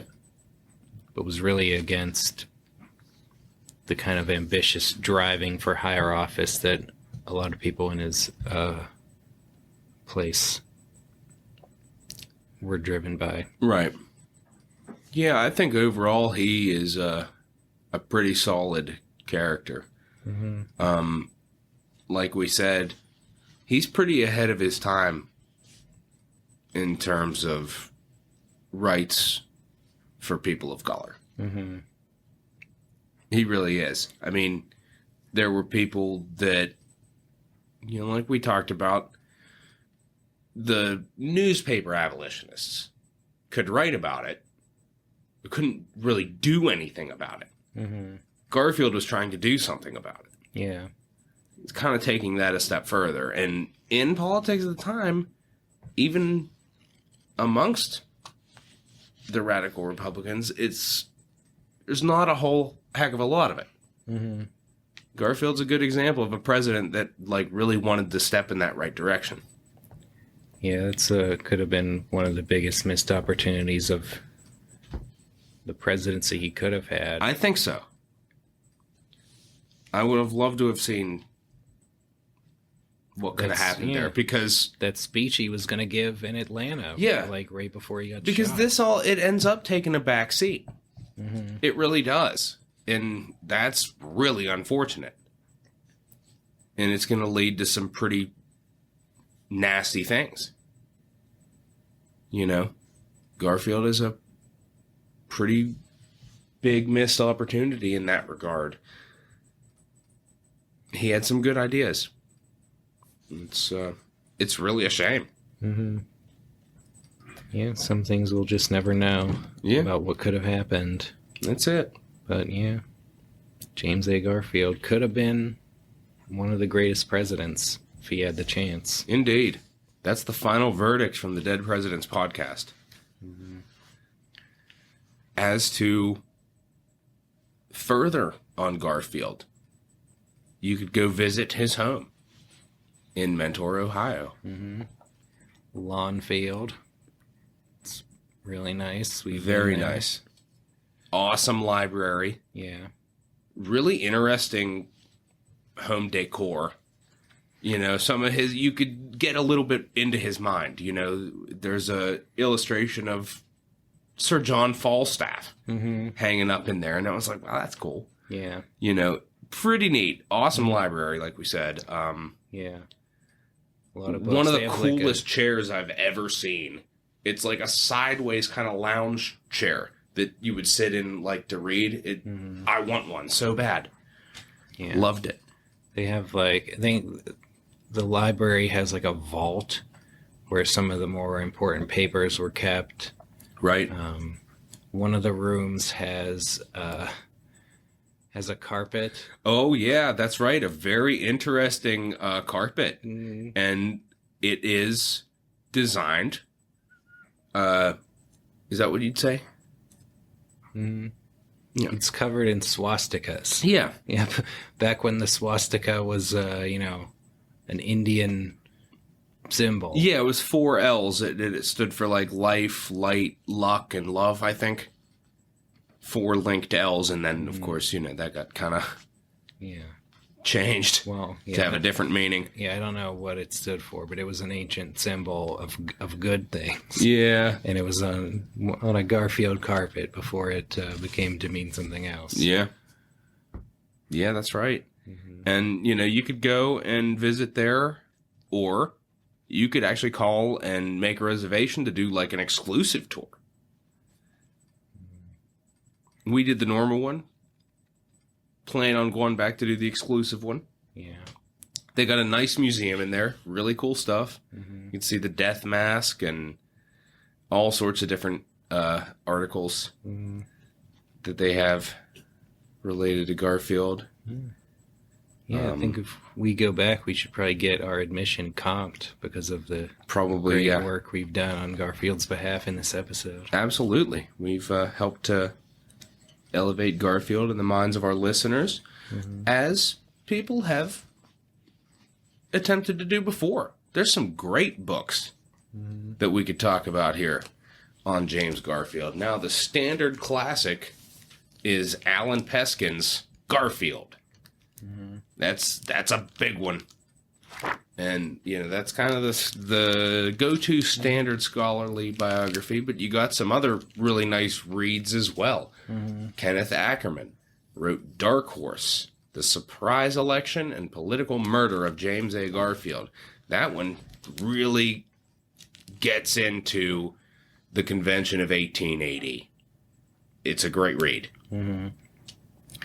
Yeah, you also got Candace Millard with Destiny of the Republic, A Tale of Madness, Medicine, and the Murder of a President, really focusing on the assassination and all the players there.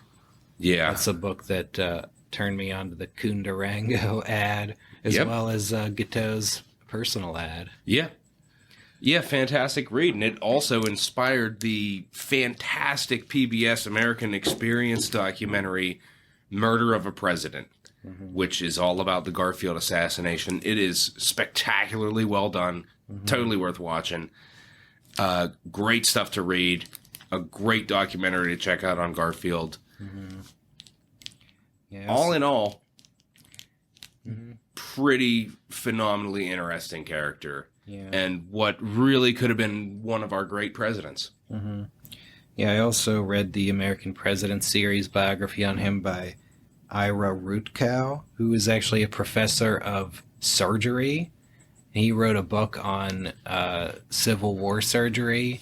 So he really has a really good account of Garfield's medical care and really the state of American medicine at the time, how that contributed to it. Yeah. And even for further reading, just if you want to kind of follow up, one truly fascinating read, Charles Rosenberg's The Trial of the Assassin Guiteau, Psychiatry and Law in the Gilded Age, goes through Guiteau's whole case, his trial. Pretty awesome stuff. Yeah, that was a huge, showcase for the insanity defense at the time and what it should or should not be. Yeah. Because a couple people in Britain who had attempted to assassinate Queen Victoria had got off on the insanity defense, and the American public was just not willing to have that here. Right. Yeah. I mean, you could also, I've done it. You could read Guiteau's autobiography. That's how I, because the whole family story of we might be related to Guiteau through David Howe, whose bed frame, his Civil War bed frame I have his enlistment, the officers and color guards of his regiment in Ohio. And Guiteau mentions in the autobiography, his mother's maiden name is Howe. And her brother, who was in the Union Army, gave him a loan that helped him out early on. That's the connection as far as I know. So maybe there's something there, maybe not. It's not something I'd brag about if it was true. I'm a Garfield fan. He's one of my 3 favorite presidents. And, maybe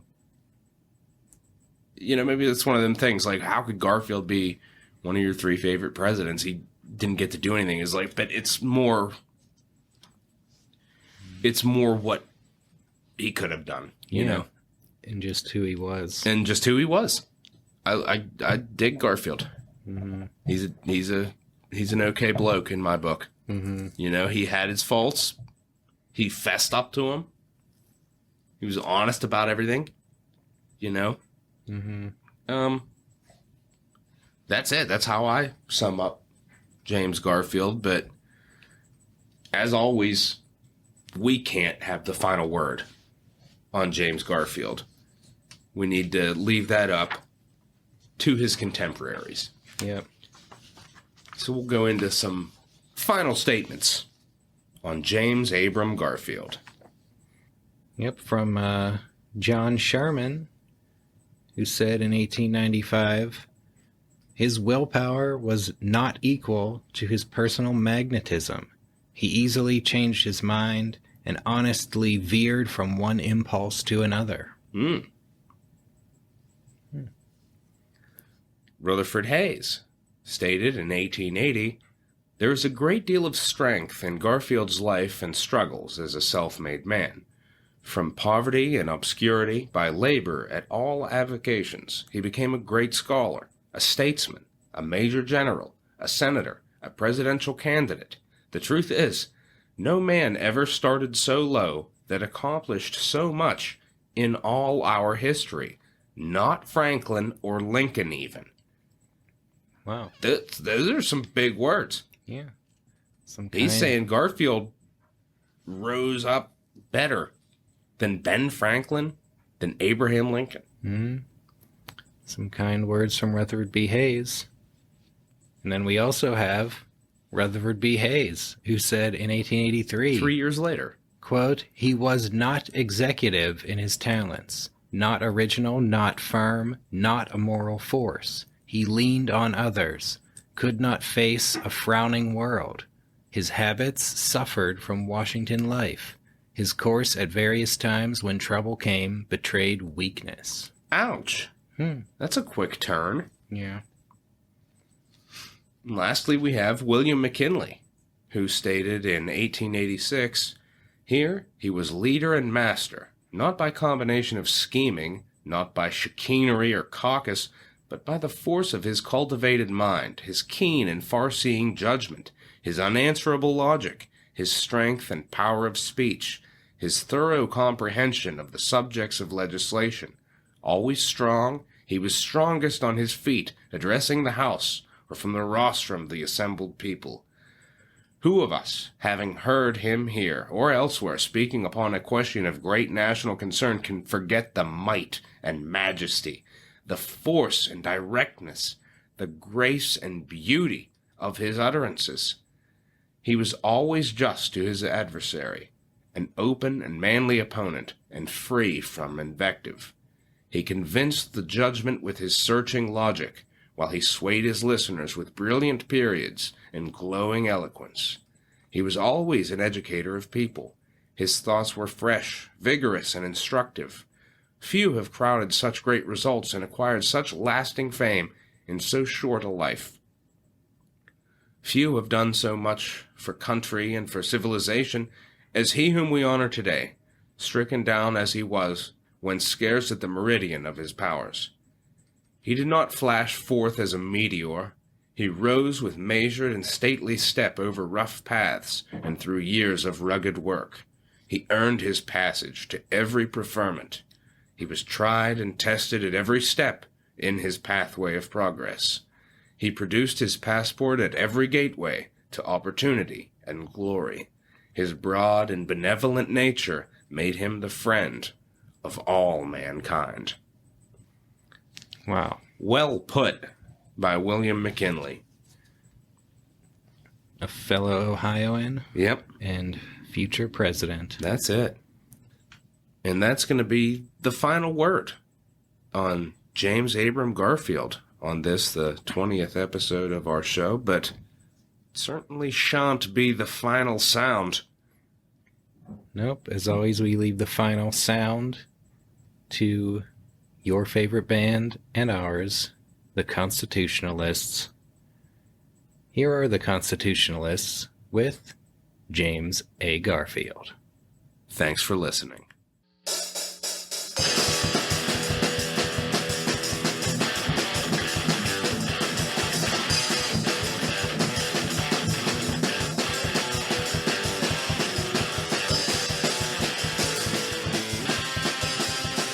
Things don't turn up in this world until somebody turns them up.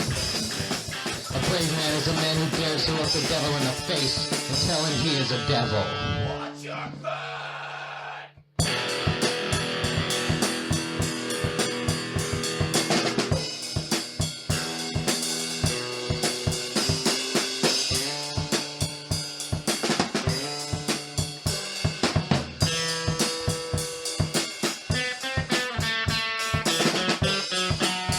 The truth will set you free. First it will make you miserable.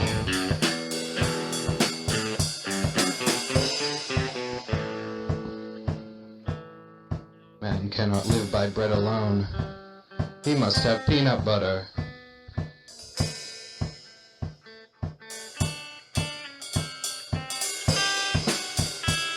Suicide is not a remedy.